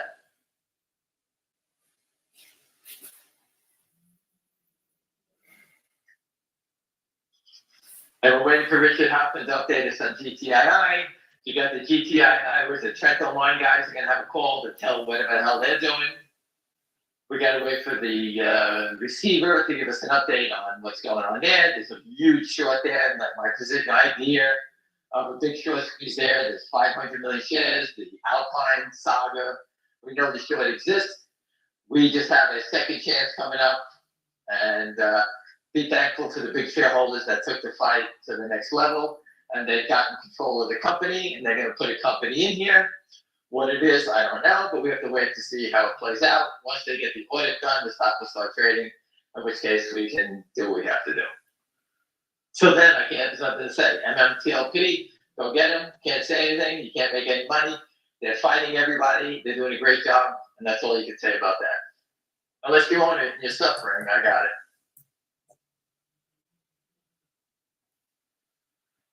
I'm sorry, people. I keep walking because I need movement or else I get stiff. And my wife bought me these funny sneakers that I have to wear.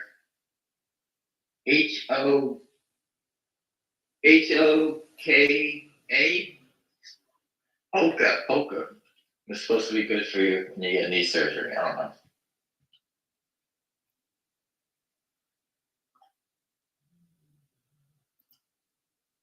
What else, William? Nothing. They dropped DJT $1. Big surprise.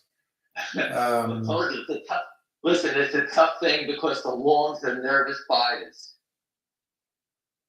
The longs are nervous buyers, so you got really a lot of shorts in here trying to cover from shorts. So when you see shorts covering from shorts, all of a sudden you're going to see go 52, 54, then it's going to drop quick. That's a short covering. That's a short saying, buy me back 100. And they take it up and then they walk away. That's how shorts give orders, by the way. Buy 100, buy 200. Just buy it and then walk away. So they just go up, they scoop it up, then drop it, then they come back and scoop it up again. That's how you do it. You need to spike the stock up so the stock lights up on everybody's board that the stock is going. If you're long, they want you to make a sale into the spike. If the stock is doing nothing, going sideways, that brings in buyers. They don't want that. They need to move it around. See, finger motion, it's not doing anything. And you know what? On a normal stock, when stock is not doing nothing like this is where you're supposed to be picking at it. Because it's not doing anything. What's going on? All you see is these stupid trades. Unless you want to buy it when it starts running. It's 2, it's 3, look at it go. Buy it at 4, no, I paid 5. It dropped to 3, it's up to 7, you'd be all over the place. Why would you want to get involved in that activity when you can buy it when it's standing still? If you believe the story. If you don't believe the story, go someplace else.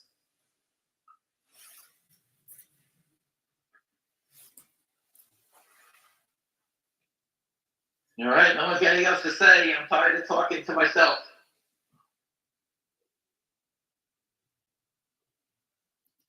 I'll go around one more time. 201 to 203. Someone's got 200 shares to sell at 203. Yep, nothing going on there. DJT up 5 at 52.42. The high was 54.65 in real time, 57 in pre-market. What do you do? It's up 5. I don't see many people wanting to run in there and start scooping it up. You had your opportunity this morning when it was falling. Listen, it's tough to catch a falling knife. That's what everyone always used to say on the street. You know, when these things start falling like that, my friends were good at that. We used to love catching the falling knife. Sometimes we catch it perfect. Sometimes we catch it. We suffer. It goes past us a little bit, goes a little deeper. So instead of paying 43, maybe I paid 47 for it. And the first 3 points of rallying back, you got to say, oh my God, come on, get me even. And to get even, you sit there and say, what should I do now? And when it goes up $1, let's say I paid 47, it goes to 43, comes back to 47. And now you start thinking, saying, okay, just rally back 4 points. How much more is it going to go? And it goes up another $1. You say, screw this. I didn't catch the bottom. Get me out up 1. I'm happy. And then you say, oh my God, now it's 53. I left $4 on the table, $5 extra. But that's trading because you don't know. We don't know. Each situation is different when you're trading. I just gave you a situation. If I bought at 47 and went to 43, at 48, I'm out. Only because I think it rallied back too much too fast already, and I didn't catch the bottom. And because of my mistake, I left $4 more on it. If I would have paid 43 and it got to 47, I would have sold half of 47. Now I'm up 4 points. And now whatever I own 43 minus 4 points, I own it at 38. And I can sit there. If I bought 1,000 shares, sold 500, I got 500. Now I can sit there and say, now I can sell it at 53. It's another 5 points, another $2,500. The difference of when you buy a stock is how you can trade it. Just keep your parameters and learn how to stay in those guidelines. Do the same thing every time. Never think about if you made a mistake. Keep making money. I don't care if it's a penny. You'll break even. And you keep moving down the road. And you keep chopping away. You say, hey, you know what? I broke even 3 times this week. I lost 3 times this week. And I made 6 times. So you know what? I'm plus 900. Okay? That's how the game is. Think about going to a casino. You're playing blackjack. You don't win every hand. Hey, how'd you do? I was 100 for 100. That's not how it works. You're trying to get up there and hopefully you hit 65% of the time, or 70%, or 60, or 50, 55%, whatever. That's the mentality. It's the same thing. This is a marathon. It's not a sprint. So just keep chopping away every day. Make yourself look. I don't care if it's 100 a day. It's 2,000 a month. Just keep chopping away and be smart. Each time you trade is a lesson you should learn. I bought that too early on that wipeout. Instead of buying it all at 47, man, I wish I would have bought 247, 246, 245 all the way down. I would have had a 45 average, would have been 2 points off the low of 43 versus 4 points. And maybe wanted to rally back when it got to 47. I would sit there and say, you know what, let it go a little bit longer. Because I bought a better price on the way down. I have each in. There's 100 different ways to trade. All right, William, nothing else going on. I tried everything here. I'm focusing on Fngr. That's it. These other names, when I see something going on, I'll bring it to your attention. I told you I see a big buyer in MLSS. I'm told to be there. I don't know why, but hopefully next week the earnings come out, some news comes out, and turn it around. I paid $1.01. All right, William, I'm going to go to the gym and ride the bike and get my leg moving again. All right. Thank you. All right, speak to you later. Thanks. Call ended. There's, let's just do it right now. Let's do it right now.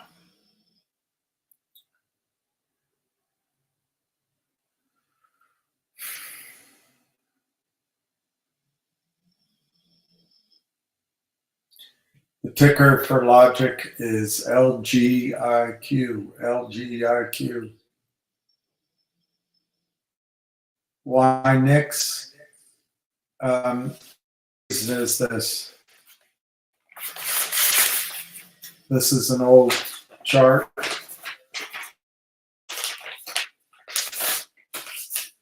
By about a week, but that green is the support. The stock's right in that support. And a week ago, 52 million shares traded, and it stopped. So my bet is that was just a prelude to a kill, to name a James Bond movie. But if you don't like the idea, do something else. Hey, Jennifer, I didn't see you.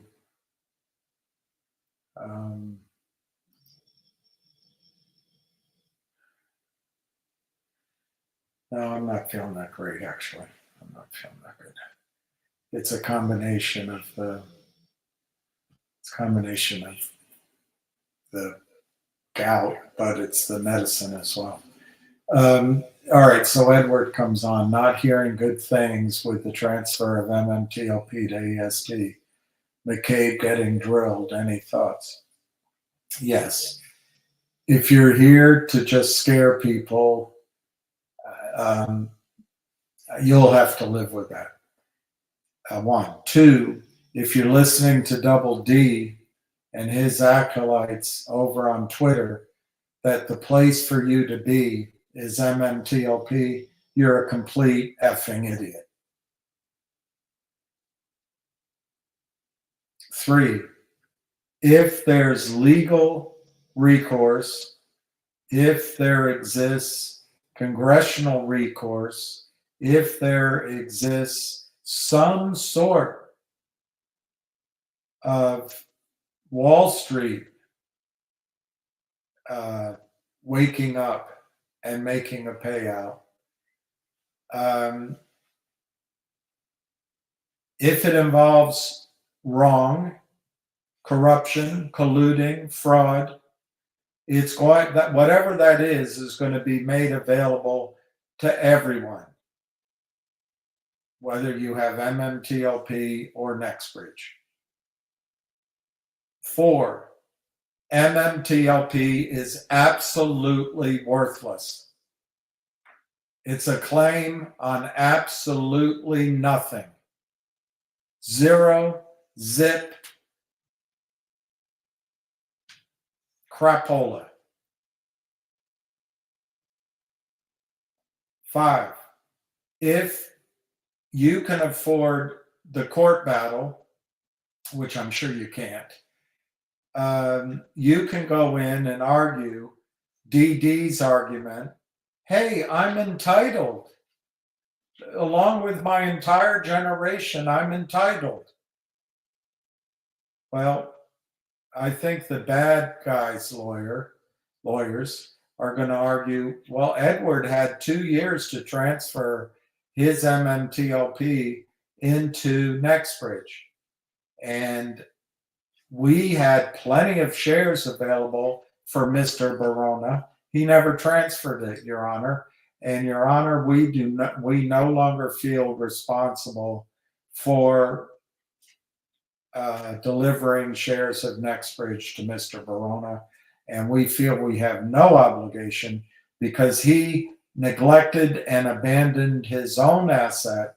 We feel we have no obligation. 6, they're going to argue, which is the successful result of the criminals aligned against us, that nextbridge,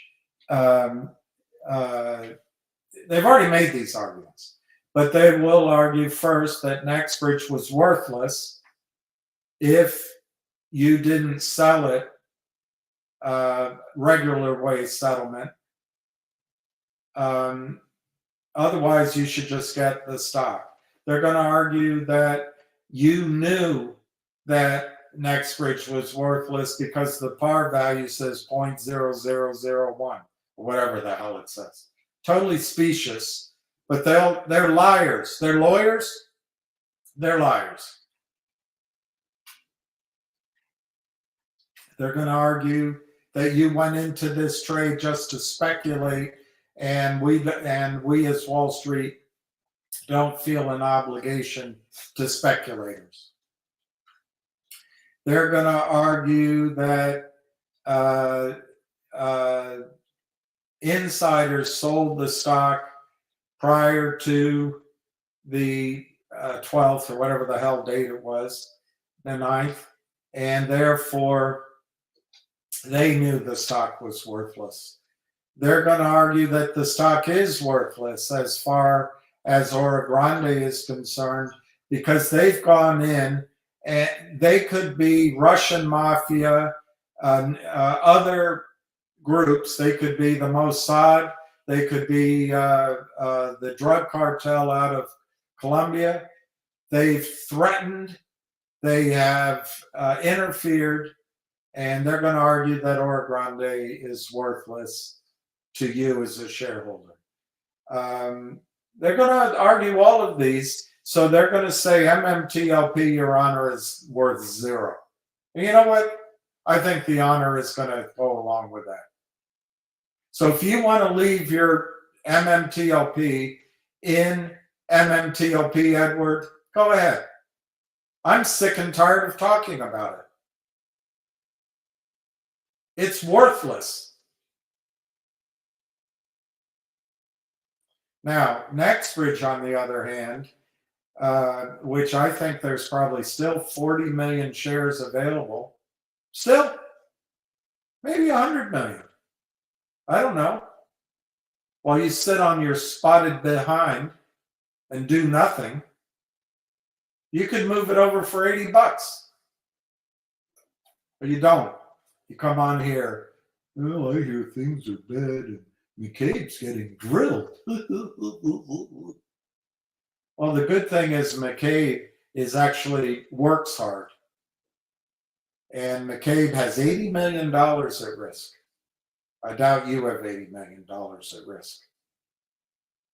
Mcab has 45 years of oil and gas deal-making experience on top of performance in the fields. So the good news for people who own NextBridge, I don't know, I probably paid the most of anybody. I paid $8, $7.94 or something. I essentially paid $8 a share. There might be people that paid more than that. I don't know. I heard it went as high as 12. Okay, let's call it 12. Well, if you're an MMTLP, odds are you get $0 or $1, netting out the lawyer's fees. You'll get a coupon to go see the latest version of Snow White, where Snow White is played by a man.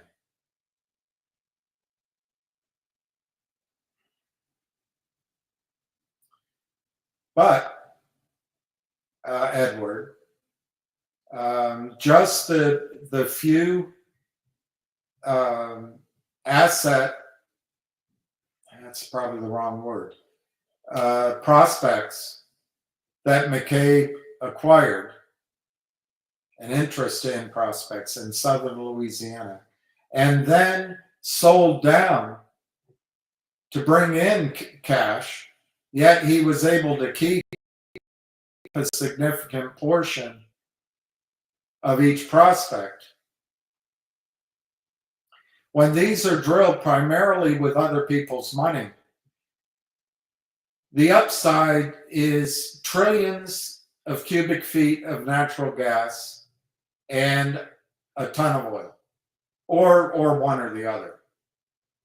But just 10%, 5% of one of these wells or one of these salt domes could make 400 million shares of NextBridge worth $10, $25.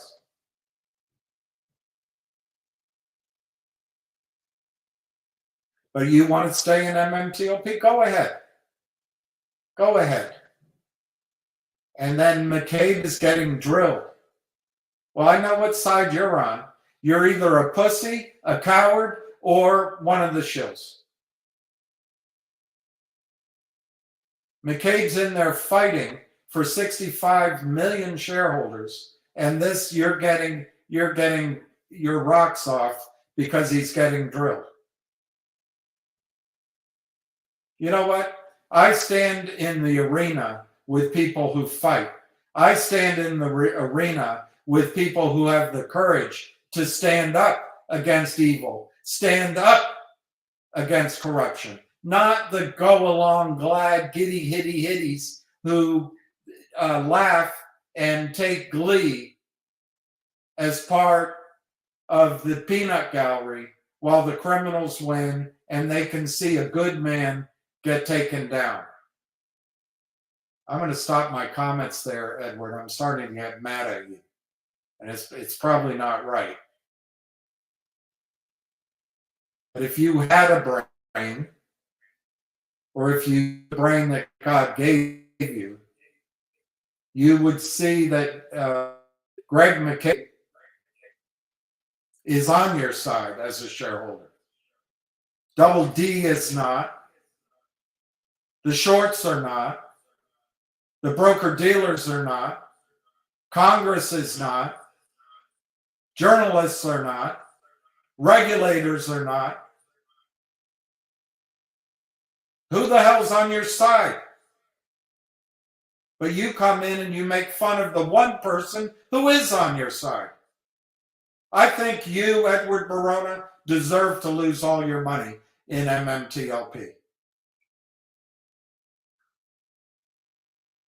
Now I'll try to calm down, and I will remind you that it is my strongest recommendation that you run to the boarding gate.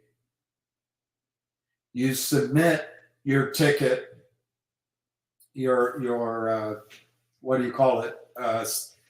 Standing in line ticket, overdraft. There's a name for it when they overbook. You give that ticket to the gate and say, I want on this flight.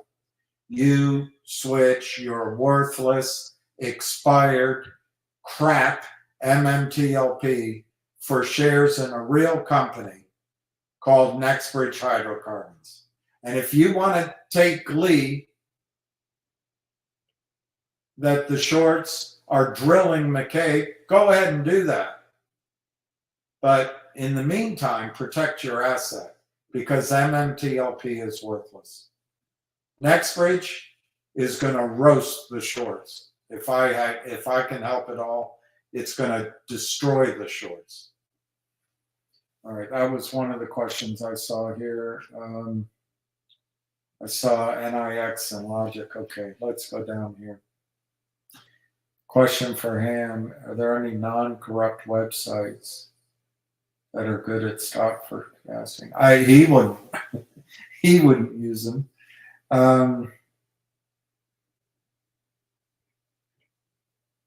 It's an interesting question.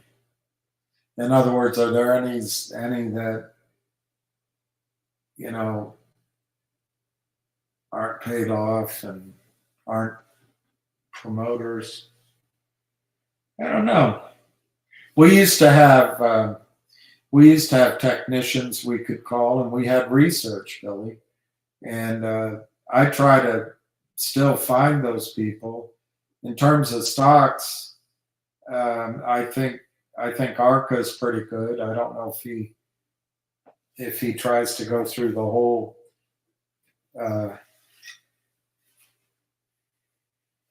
population of stocks out there when he makes his recommendation, but I think Avid Trader's pretty good. But websites that recommend stocks.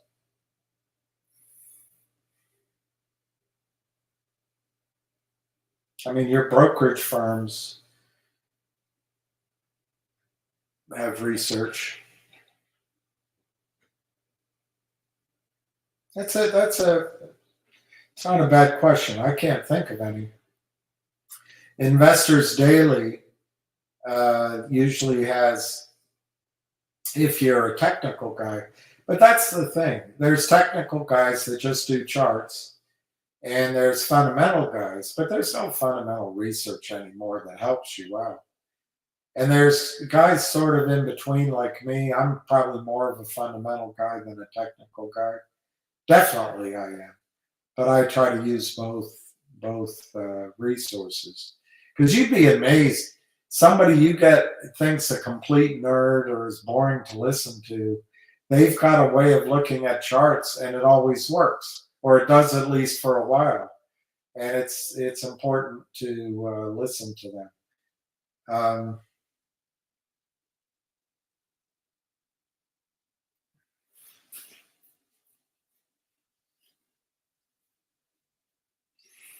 I don't know the answer to that question. I don't know. Are there any websites that do it for free? Nobody does it for free. Nobody does it for free. Anyway, I want to read you this. By the way, Nevada, the Supreme Court of Nevada has ruled that for 3 days after the election day, mail-in ballots can arrive without a postmark, and still be counted 3 days after the election. So I think you can assume Nevada is going to go for Kamala Harris, and that's going to make it difficult.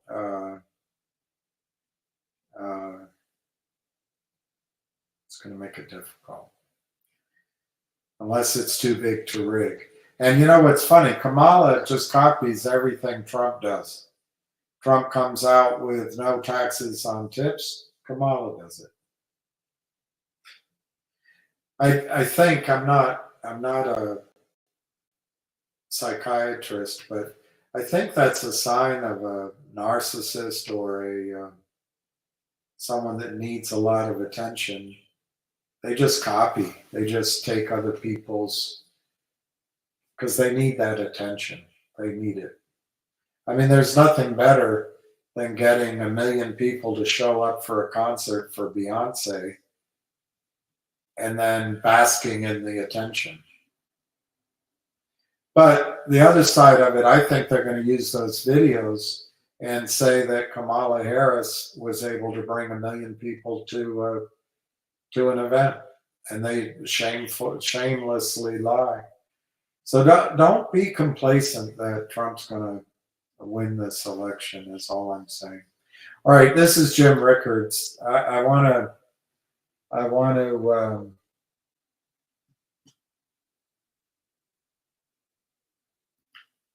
read it to you because it's posted yesterday. I haven't read it, but I assume he's going to say, "He who has the gold rules," but we'll find out. These guys only quote the same thing, the same handful of quotes, but let me see if I can get my computer lined up so I can make sure you see what I'm showing you. And you don't. I can tell you're not. Oh, yeah, you are. Okay. There is so much to discuss right now. The election, geopolitical, but let's talk about gold. The use of gold as money existed from antiquity until gold backing broke down entirely under Richard Nixon. Still, central banks and finance ministries hold over 37,000 tons of gold. Why? The answer is that gold is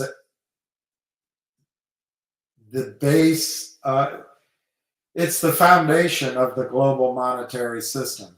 It simply is the case that no government wants to admit this because the shortage of gold relative to banknotes would be exposed if they did. But gold is coming to the fore of the monetary system again. Central banks are buying gold as quickly as they can. Let's look at data. The dollar price of gold today is 2,754 smackers. 2,754. As recently as 2 years ago, gold was 1,600. Gold was 1,400 4 years ago. This means the dollar price of gold has doubled. The dollar price of gold has doubled in 5 years. Most of the gains over that period have occurred in 2024. Gold was still at 1,845 in October of 2023. Whether we consider a multi-year trend or the more recent trend, gold has moved steadily higher with dramatic momentum. There is a simple but important bit of math behind these price moves. And this arithmetic will be the key in making huge profits in gold in the months ahead. Investors tend to focus on the dollar price of gold and to analyze the price in round numbers. That makes sense. If gold goes up $100 per ounce, you own 500 ounces, that's a $50,000 profit. It's real money for you. What investors may not realize is that each $100 gain is easier than the one before. This used to happen in my house before my loss. You know, when you buy a house, I don't know, for $500,000 and it goes up to 10% in a year or 2 years, you make 50. If over 20 years it's now worth $2 million and it goes up 5%, you're making 100,000. That's what he's talking about. Each gain. Well, let's get his. That's what I assumed he was talking about. Let's get his logic. If gold goes up $100 per ounce and you own 500 ounces, that's a $50,000 profit. Another $100 per ounce gain means another $50,000 profit. That is real money for you. What investors may not realize is that at each $100 gain per ounce and $50,000 profit in this case is easier than the one before. That's because each gain is measured in constant $100 increments, but the measurement begins from a higher base. A constant dollar gain is a smaller percentage of an expanding base, so it's easier to achieve in percentage terms. In other words, the 50 grand is easier to achieve. It's a smaller percentage. It is what I was trying to describe with my erstwhile favorite home. So if the price goes from 2,500 to 2,600 an ounce, that's a 4% gain. But if the price goes from 2,900 to 3,000 per ounce, it's the same $100. It's only a 3.5% gain. It's easier to have 3.5% than 4%. So bottom line, buy now so you get in early. The dynamic is even more dramatic if we look at $1,000 price increases. If you own 500 ounces and it's up $1,000 per ounce, that's 500,000 in profits. When the price moves from 2,000 to 3,000, that's a 50% gain. But when it moves, say, from 9,000 to 10,000, it's only 11% gain. And it's only relevant to you if you got in early. So you can make that same $500,000 profit every $1,000, but as a percentage move, it gets smaller and smaller. The arithmetic is obvious, but the psychology is not. And investor psychology is the engine which will drive gold prices higher faster than most investors can imagine. I will show you why gold is poised to blast off. Gold is on the launch pad by Jim Rickards. The last time gold was taken seriously as a monetary asset was in the mid-70s. I am not a crook.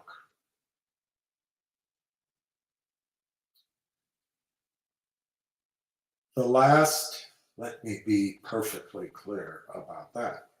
The last time that retail investors had much appetite for gold investing was in the early 1980s. Gold hit 800 in January of 1980. That was the all-time high of gold to that date. Gold was flat to down from 1981 to 1999. Are you out of your mind? So for 20 years, gold was flat to down. That's the Reagan years, Reagan Bush years, and the Clinton years.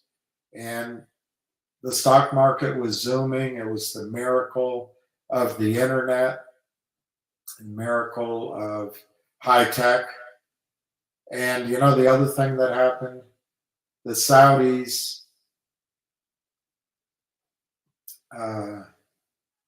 at that time were driving oil prices down. And in the late 90s, and I think they were probably doing it without realizing it, in concert with the bankers. But the Saudis, it might have been earlier. It's before the wall went down. But the Saudis thought the Soviet Union was evil, godless, and they wanted to cripple their oil production. When you think about it, maybe that's why they come after our shale production now. I wonder how they see our society now. Anyway, so gold hit $250 per ounce in 1999. Are you out of your mind? And that was the end of the 20-year bear market. From there, gold reached a new high of $1,900 per ounce in August of 2011. That's really when Bitcoin took off. So gold was up 670% in the first decade of this century. Well, it was 12 years. Then gold fell into a second bear market. It fell from $1,900 an ounce to $1,050 an ounce in December 2015. That was a 45% crash from the 2011 high. If you treat the 1995 low of $250 an ounce as a baseline, the 2011 through 2015 crash was actually 51%.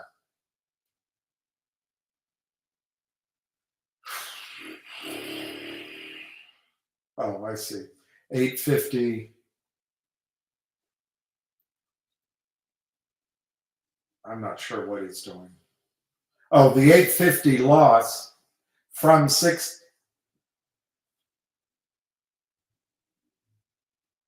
So he's taking 1900, subtracting 250. He gets to 1650, and then he gets the decline of 850 off of the profit of 1650. So the crash was 51%. That calculation is important. Jim Rogers, the greatest commodity trader of all time, told me that no commodity goes to the moon without a 50% correction along the way. Gold had its 50% correction in 2015, in the opinion of Jim Rickards. Now it's off to the moon.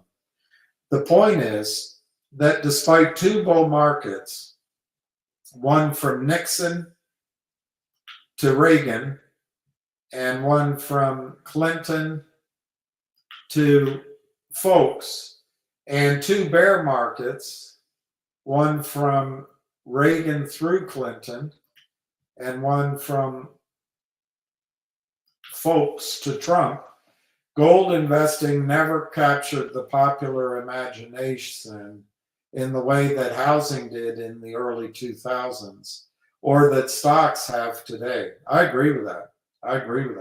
When I first got in the business with stocks, I have to talk to 100 strangers a day. And I've always met strangers.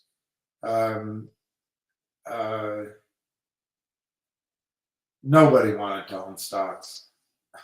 Nobody. Now everybody owns them. Everybody wants them. I remember when houses were not popular, renting was, and that's changed too. Individual investors have been in and out of the stock market, and investors from the early 2000s have done quite well. Hedge funds trade momentum, but get out at the first sign of duress. They don't think of gold. All right, maybe he was talking about gold here. They don't think of gold any differently than they do soybeans or oil. It's just a trade. I think everything they do is just a trade. The institutional investor footprint in the gold market is almost non-existent. The institutional investor footprint in the gold market is non-existent. From an investment, and that's something to say, because most of you trade your own accounts, but most people put their money with institutions.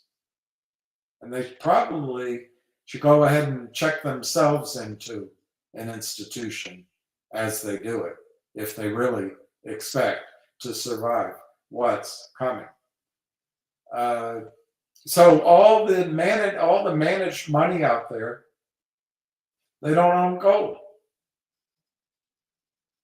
So gold has been an orphan asset with few supporters for a long time. The first key to gold's coming surge is central banks. Retail and institutional investors may not be interested in gold, but central banks definitely are. In the recent years, central bank holdings of gold have surged from 33,000 metric tons to over 37 metric tons. That's not much, is it? If you call that a surge. I don't know. Anyway, that's a 12% gain measured by weight. It's impressive, but I don't think it's a surge. All right, this increase has been heavily concentrated in two countries, Russia and Xin. It's in Russia and China. Russia and China, which our government, particularly under Hillary, Victoria, Samantha, and Blinken, I forget his first name. They've driven the two countries together. What's Blinken's first name? Can't remember. So anyway, the increase in holdings of gold has been heavily concentrated in two countries, Russia and China. They want to reset the world's financial system. And I personally think China wants to have more gold in reserve than the United States when that happens. Russian gold reserves have risen from 600 metric tons in 2008. That's a huge, this is a surge. This is a surge. Russian gold reserves have increased from 600 metric tons in 2008 to 2,335 metric tons today. That's a surge. China also had about 600 metric tons since 2008, and today has 2,264 metric tons that they disclose. I think they probably have a lot more. There is good reason to conclude that China has undisclosed gold reserves. Yeah, exactly. All right, so here's where the countries rank. United States have 8,133 tons. There is credible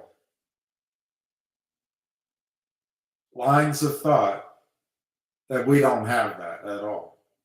But I think Jim Rickards has analyzed it, and he gave, and I'd have to find it in his book. I can't recall it right now, but he gave a pretty good reason why the United States allowed its gold reserves to be sold off, but we had to stop at this number because that protects our position at the IMF, the special drawing rights, something like that. But I'll try to, if I remember, I'll try to get that argument.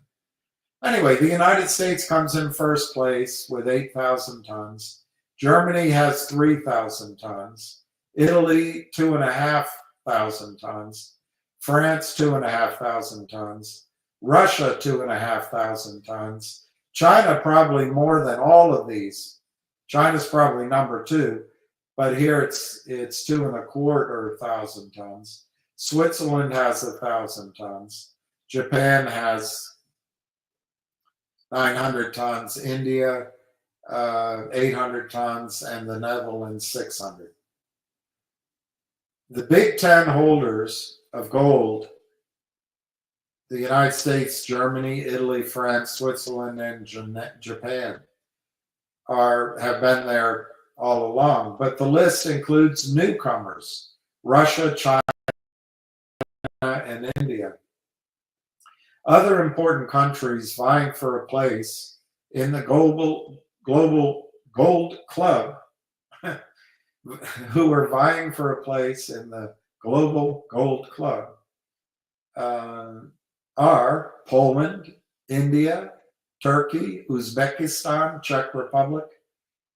Why the large gold holdings and why the rapid additions to gold reserves if gold is not a monetary asset?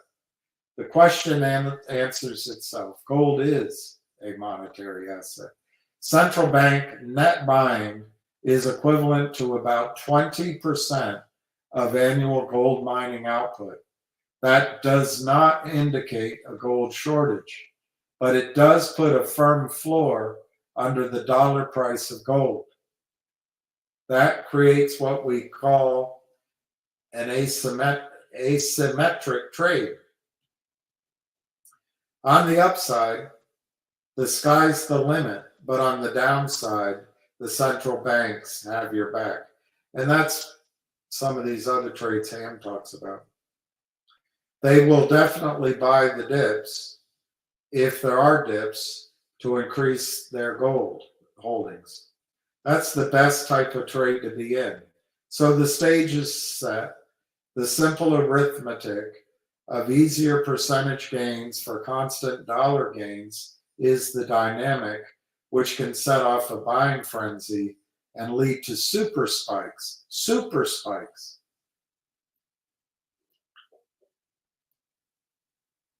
in the dollar price of gold.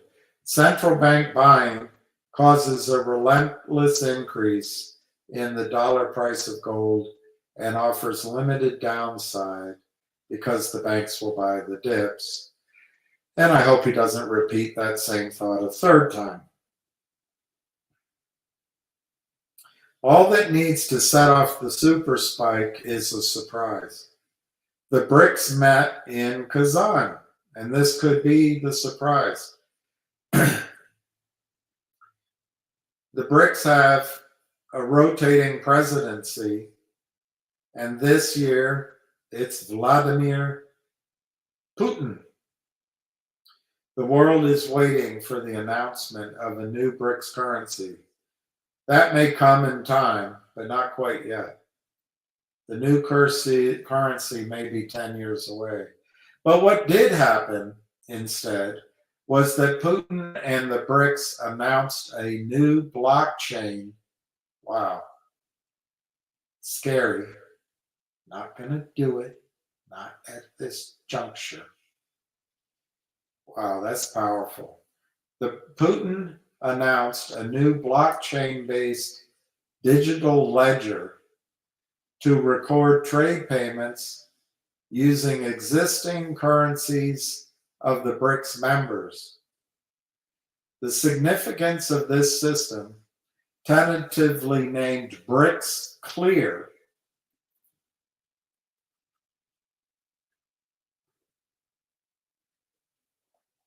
is that there are no dollars involved and the secure payment channels are safe from US and EU sanctions. Russia will sell oil to China for rubles. Brazil will sell aircraft to China for reais. And India will sell technology to China for rupees very, very cheap. Alternatively, any BRICS members can elect to take the currency of any other BRICS member, all to be recorded on BRICS Clear. Payments can be settled on a net basis instead of on a gross basis. Wow. Wow. That means, for example, Russia and China can trade goods and record payments. There will be a due to and a due from on the ledgers. It's kind of like bartering and truing up after you add it all up. Those can be netted out with only the net amount having to change hands. This does not have to be done in real time. It can be done monthly or quarterly. This greatly reduces the amount of payments and message traffic.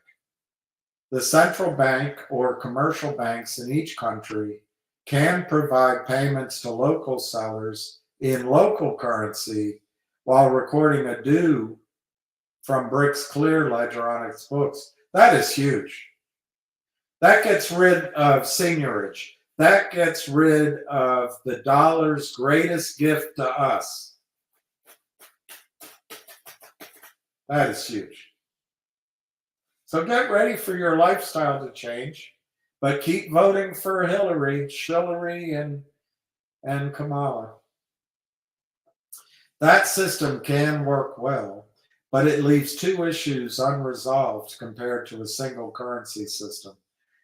The first is stability in exchange rates. Yeah, that's obvious, I guess. While balances are left unsettled. That's right. The second is the overaccumulation of a certain currency by one party that may have limited use for that currency. Okay. If you don't want to take exchange rate risk, you can take your counterparty currency balances and buy gold. I guess. And if you have too much of a certain currency standing on your accounts, you can reduce the balance of that currency by buying gold. Yeah. But gold fluctuates, so I don't know why that's a perfect hedge. The implications of this have not yet sunk into market pricing. It is tantamount to an informal gold standard without fixed exchange rates. This is pretty powerful. Jim Rickards is a keen thinker, and he spent decades analyzing gold markets. What he is saying here is because of BRICS Clear, there is going to be demand for gold that used to be demand for dollars. That's how I'm interpreting it. So at the same time, demand for gold should rise gold prices. The massively declining demand in dollars over time should decline prices. You got to set up for much higher gold prices in dollar terms. This BRICS Clear positions gold as an anchor in a new international monetary system without the strictures of the classic gold standard, which is great because the gold standard has its weaknesses.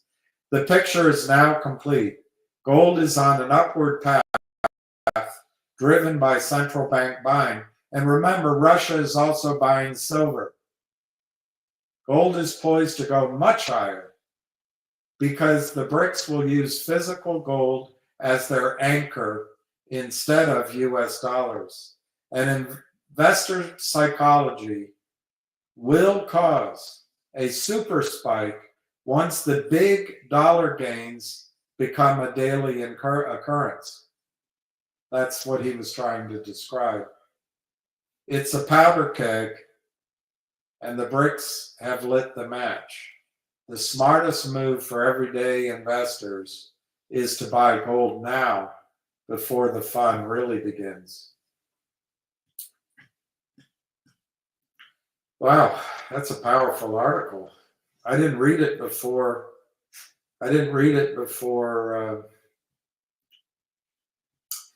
Just now. That's really powerful. It's a lot to think about. But that summarizes by saying demand for gold for the 44% of the global economy, which the BRICS represent currently, is going to go up massively. Demand for dollars out of that part of the global economy is going to be virtually non-existent. And I'll ask you a question.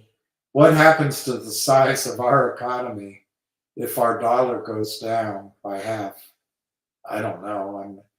I'm not the cleverest economist in the world, but if you're pricing our GDP in dollars and the dollar goes down by 50%, it would seem like we don't have as big a GDP anymore.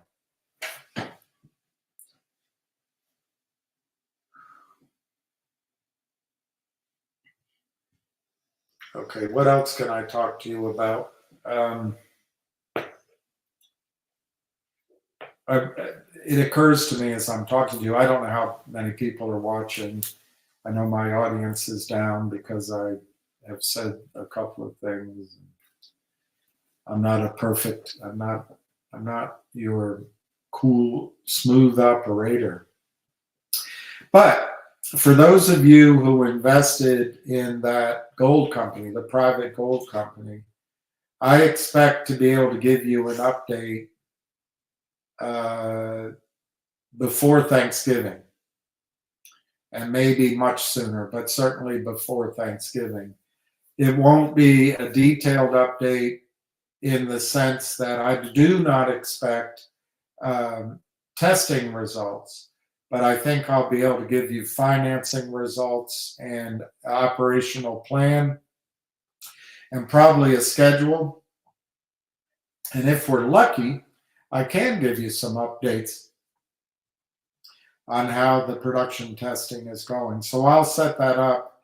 I think I have everyone's email, and I'll do it through probably a Zoom call. So we can do it away from the boo birds and away from the negativos.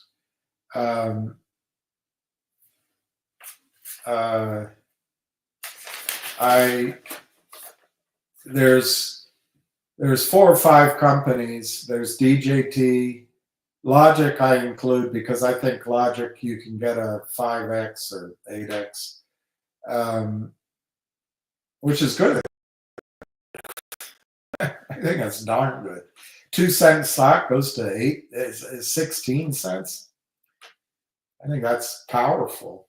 But anyway, so I would say, and there's a couple of other stocks that I should study again, but just off the top of my head, Logic, NIX, NIXX, GDC, ZJYL, and Fngr, and DJT.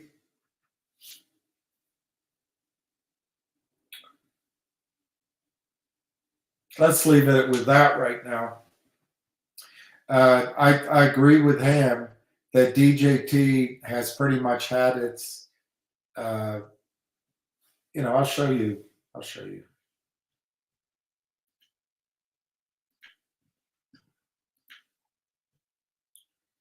This is the chart I drew.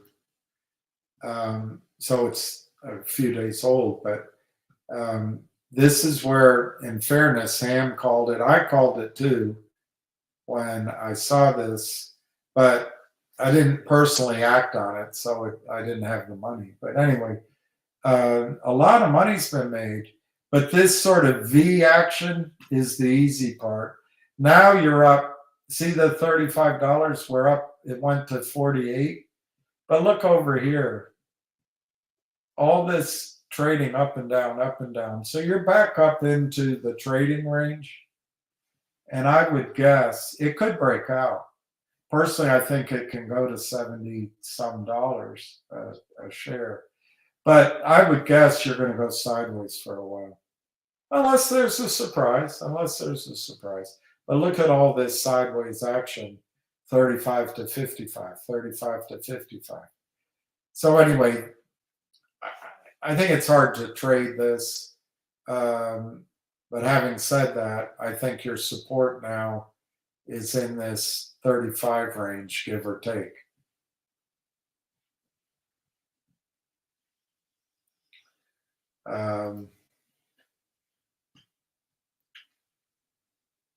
But the one I would buy now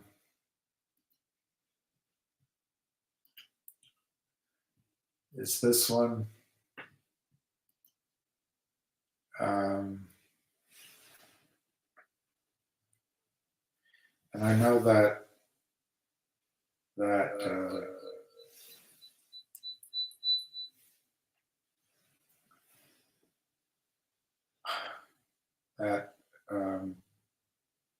let me take this off. There we go. All right, so this is NIX, and this used to be RCRT.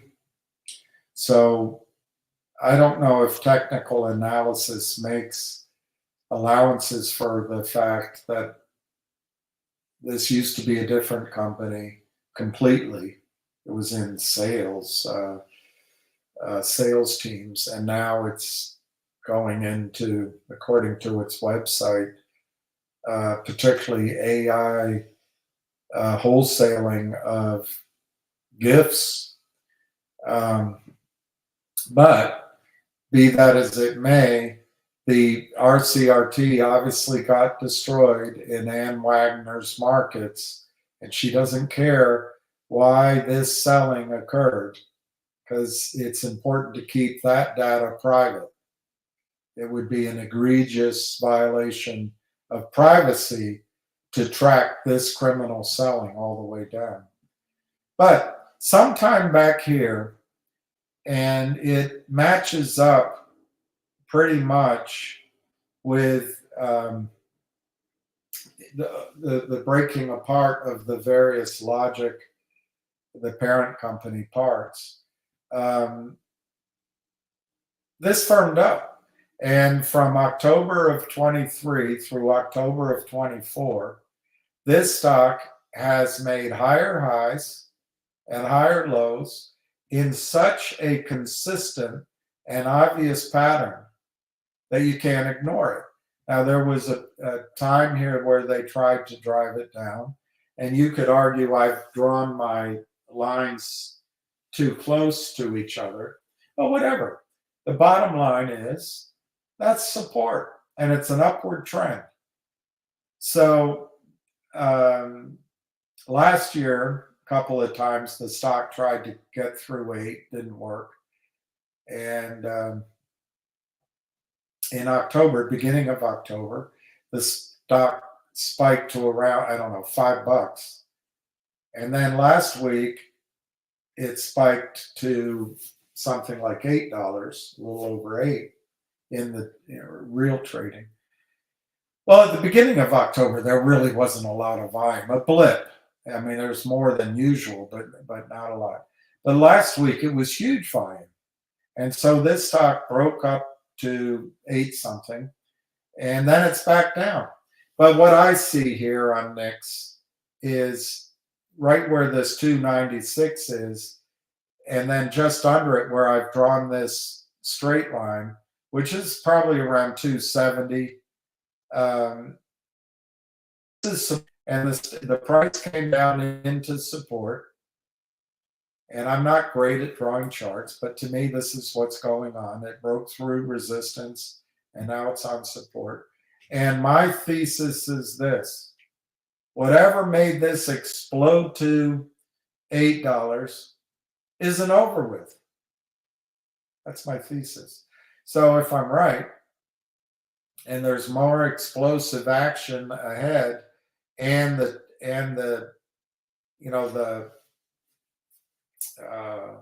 computers start squawking back and forth. You guys have a term for it, barcoding, but with barcoding with volatility. I think NIX goes to 5, goes to 8, and then maybe it pulls back, because look, it stopped at 5 here, it stopped at 8 several times, but I think 10, maybe that's resistance. I think once it gets through 8 or so, or 10 or so, because if it gets to 10, that's 1, 2, that would be the third time. Maybe it pauses to pull back. I don't know. But once it breaks through that, I think the next level is around 20, slightly higher than I drew the line, if you see this breakdown here. And then I think you can make a case for 30. I think you can make a case for 50. I think you can make a case for 80. And you can make a case for 150. But the big caution I have with those much higher numbers, that used to be RCT. I don't know if it's relevant. So anyway, a $3 stock, which can go to $30. That's nice, 10x. Could go much higher. Don't diamond hands. Take money off the table as it goes. This would be the one I would do first.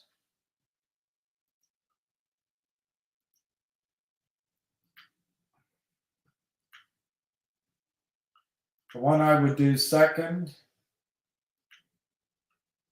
is this one. This is ZJYT, ZJYO.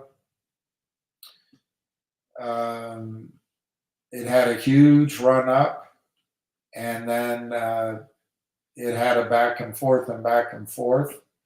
And then they did a forward split. And for those of you who have been in it since April, May, June, and before that, you're underwater. Oh, it's boring and nothing's happening. What's the update? Is there any news? What's going on? Well, in my opinion, they have you and the shorts right where they want them to be. But I don't know. There's a lot of risk here. This stock can go back to 25 cents. If the whales decided to walk away, you could lose all your money in this trade. So I wouldn't overemphasize it. However, this decline here comes all the way back to this top here. It's all we got to work with. So I think it's in its support for the time being. And it's the same story it's always been. A massive short position, a handful of people own more than the short. Will it go up? I think so. Your risk reward is pretty attractive. When it made its high up here, it was something like, I can't read it, 28, 24, I can't read it. But so you've got 10x basically in return for, I see very limited risk unless the whales walk away. And if they had walked away, you'd see it. I don't think they've gone anywhere. So I think there's 10x just as an appetizer in this trade. So that would be the second one I would do. And I think I would probably, I don't think I have it up here. And I'm not going to draw it if I don't. Yeah, I do have it. All right. I think I would do this one third or sooner. I would do logic 3rd or sooner, because logic is also trading in this very broad support for well over a year, and it's right at the baseline of that at 0.0187. Well, I don't know what it is today. The two deals that have definitively, this is logic, LGIQ, the two deals that which have been definitively announced are worth 6 cents a share. I give a caution though, because we're now in the 3rd quarter, I bet he needed to issue more shares to make sure that he is current on his filing. He has to be a clean show, and maybe he had to tighten up some other things. So I bet there's more stock out there than 300 million, which is disappointing, but that's the strength of the shorts. But anyway, they're going to do a total of 7 deals. That on the arithmetic, that's anywhere from 45 to 65 cents a share. Chop that. Say it's only 30 cents a share. And even with that, chop that in half. Say it's 15 cents a share. The weird thing about 15 cents a share is it's right in the middle of this gap that was never filled. So you can buy this stock for 2 cents. 2 cents. You can buy it for 2 cents, and I think it goes to 16. It might go to 20 cents. Again, 10x. So that's the 3rd one I would do, or 4th. I forget where I am in my account. And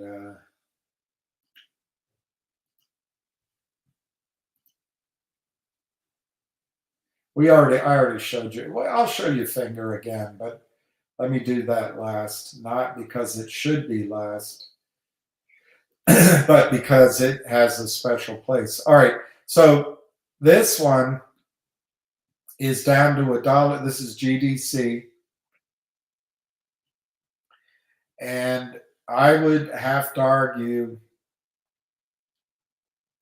that if I could draw this declining wedge again, it probably would encapsulate going down to $1.65. And that's sort of the top of the resistance here. Well, I don't know where I would draw this. Would I draw it here? Maybe. I draw it all the way down here. Maybe. Let's be negative and go down to $1.50. That doesn't really make a lot of sense. Here. I'd say this little threesome in here, right in about here. And does it match to anything over here? I guess that. So I would say support is somewhere in there. Somewhere.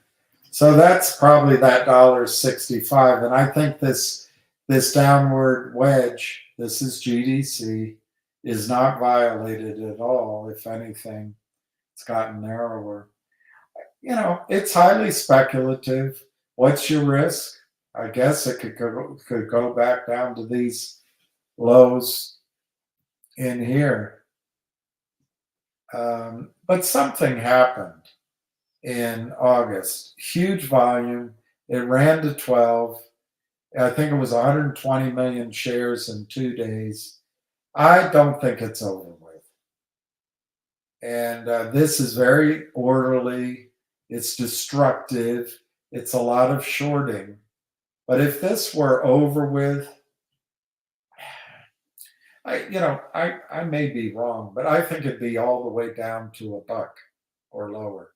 So anyway, I think GDC, if it breaks out of this, breaks out at 273, breaks out at 4, it could have an explosive move to the upside. And then let's look at Fngr, and then I'm going to go. I'll look at the prices.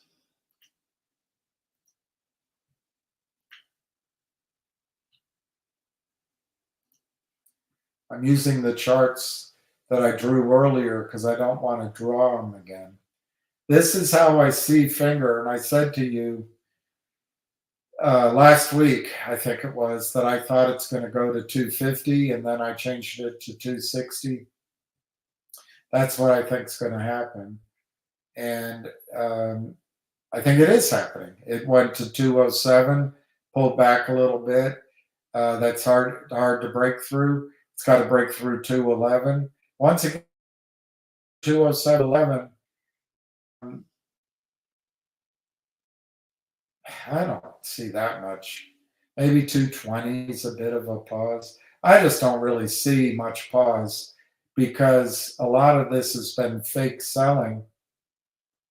So the reason I drew 260 is once it gets through 249, which is 250, that resistance will become support. So I think it'll puncture it and pull back.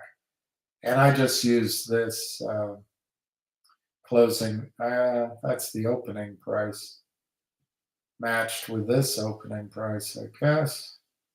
I don't know. It's where I saw the logical, and it's the bottom of all this trading. It just is to me the logical place where it'll pull back. But as I'm looking to this today, if there's a lot of volume, there's really not a whole lot of problem with Fngr getting to 320 or 330. So that's Fngr. And let's look at some of the prices.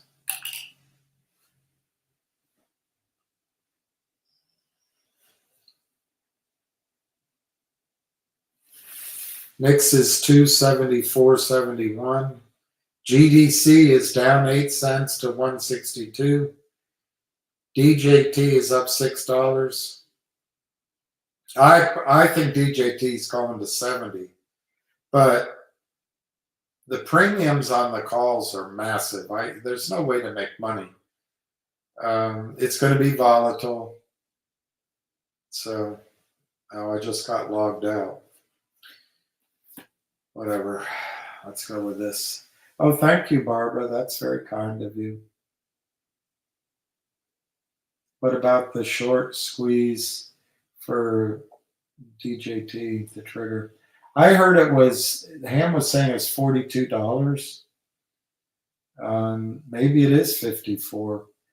I think it's going to go a lot higher, and I think it could be a squeeze. I just think it's going to be volatile, and if you buy calls, they're going to try to take them from you, take all that premium from you. It's going to be scary. It's going to be whiplash. But I think it's going to 70. It could go over 100. It could go much higher. All right, so it's 2 o'clock.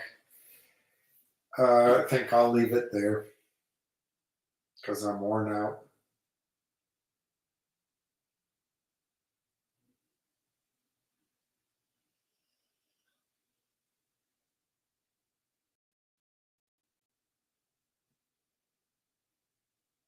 Yeah, I'm going to leave it there.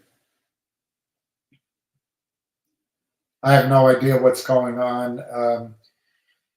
I showed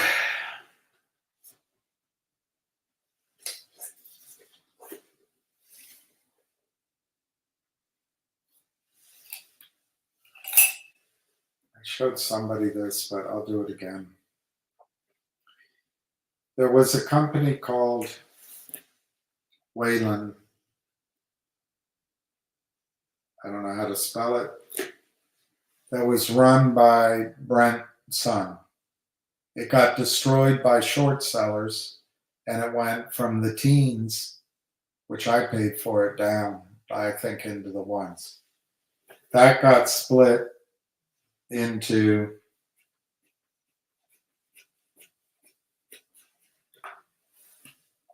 two.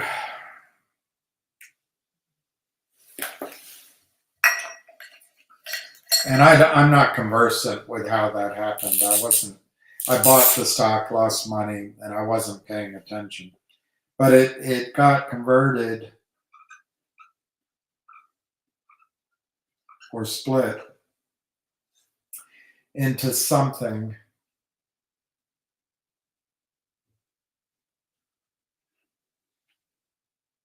No, it wasn't split. It just became, the assets became logic. The assets became logic after the short sellers destroyed. He took a deal that was a bad deal, and it really screwed investors, screwed shareholders, same thing. Then in December of, I think, 2021, I think, Logic spun off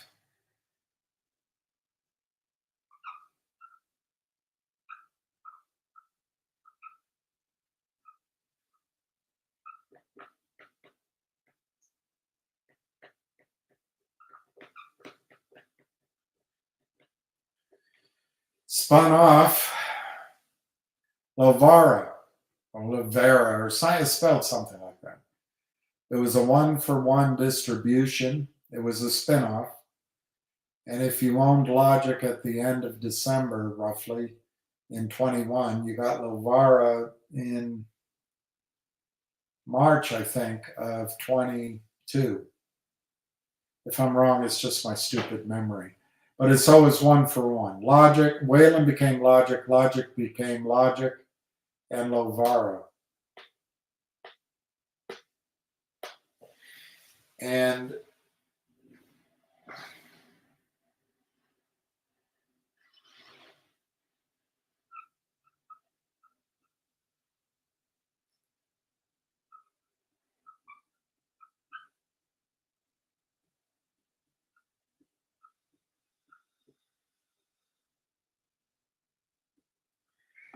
to my memory, broadly, although they overlapped and it's not really accurate, they kind of did the same things. Logic was in the United States, Lovara was Southeast Asia, and one country in Africa, broadly. It doesn't matter now, so remembering exactly correctly doesn't matter. So in the middle of 22, Lovara became Go Logic. Just a name change. Then last year, or earlier, I can't, you can look it up. Go Logic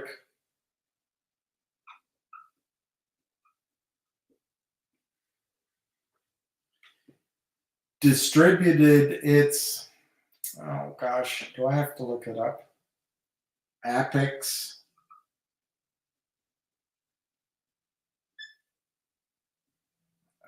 I don't remember the name. Epic. And it doesn't matter. Go Logic distributed the bulk of its engine into the shell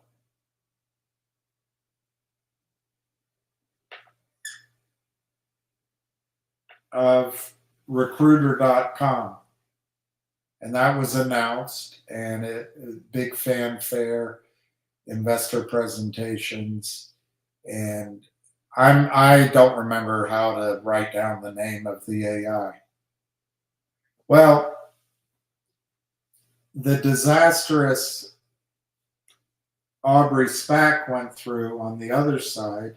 So what you had is you had Go Logic and RCRT. That's what you had for the Go Logic. Now Go Logic has the technology, and they distribute it to Recruiter.com. But something happened. I'm not privy to. The CEO of Recruiter didn't leave, Granger Whitlaw, and he stayed, and they worked on bringing in assets. They kept Recruiter.com's shell clean, and just recently,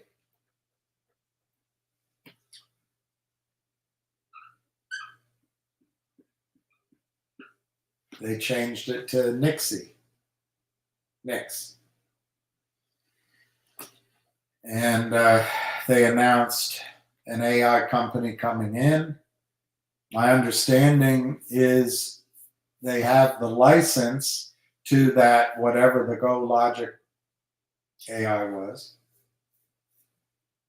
And you know the story a little bit of Nix. So who was the CEO?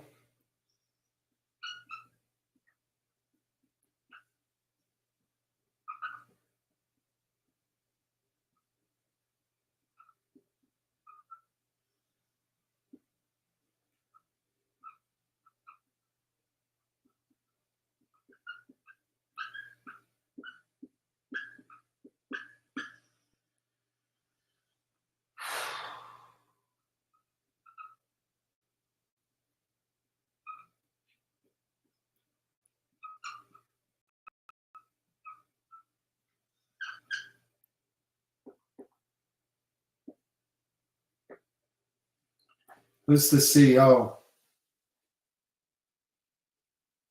The Aubrey D SPAC was a bloody disaster. I think it was an intentional theft on the part of Aubrey Advisors and Chadron Financial. I think they did it on purpose, or they're just incompetent. That destroyed Logic, and it destroyed Aubrey. You know that Logic is working on 7 acquisitions and survival. Collective Audience got destroyed. That was the DLQ. Got destroyed. They were working on survival, and a lot of the deals went away. But Peter Boards came in, and I think is doing an admirable recovery. So Brent actually no longer is CEO of DLQ, Collective Audience. And then you've got RCRT, which has become Nix. That's Granger Whitlaw, but I think all along that was Brent's work. And then you've got Go Logic. So what do you think's happening? What I think's happening is that Brent's son has been all hands on deck with pissed off employees, pissed off investors, and he worked his ass off to try to recover Collective Audience. And then he turned his attention to Logic, which was destroyed. And it's been a hard year, and it's about to do what I said. And something is up with NIXX, and it's been announced, and you can go to the website.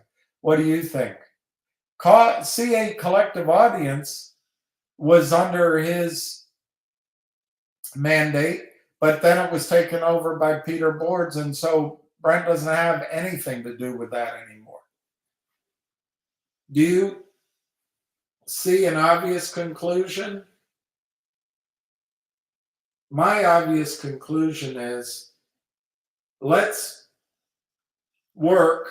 Let's eat the peas first, then we'll eat the mashed potatoes, and we'll save the turkey for last, or whatever you want to call it.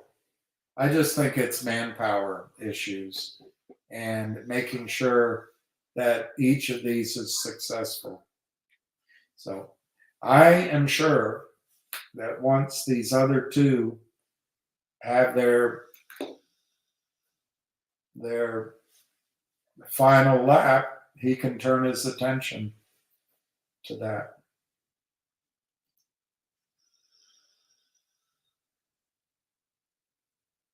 That's it, is it, Ann? That's it. Well, Ann, you seem to have hit the nail on the head. I have another theory. Please shut up. Can you ask Ham, or do you know when Patrick Burns?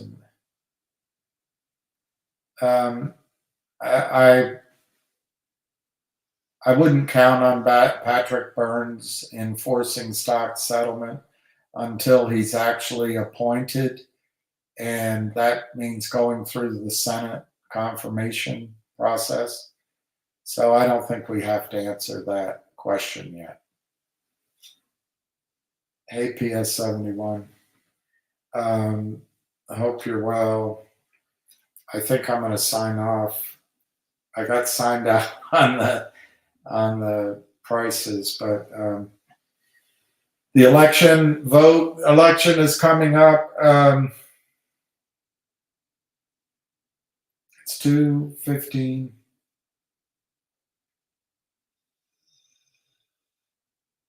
Yeah, I'm going to say, if you need to put money somewhere, NIXX first. I'm not distracting from finger motion. If you don't have what you want in finger motion, take care of that. But I think if I were to pick one, NIXX. And then number 2, ZJYL. Number 3, probably LGIQ. And if you can do a bit of all, that'd be great. Number 4, GDC. And number 5, I forget, DJT, I guess, and Fngr, which I view both DJT and Fngr. DJT is more of a trading, buy the dip, sell the rips, and Fngr is much more of to me, an accumulate. And when it comes to life, we'll know how to play it. So with all that, I'm going to sign off, and just trying to think if I missed anything. I'm a little bit out of it. I don't think I did. So anyway, we will chat at you later, and catch you on the flip side.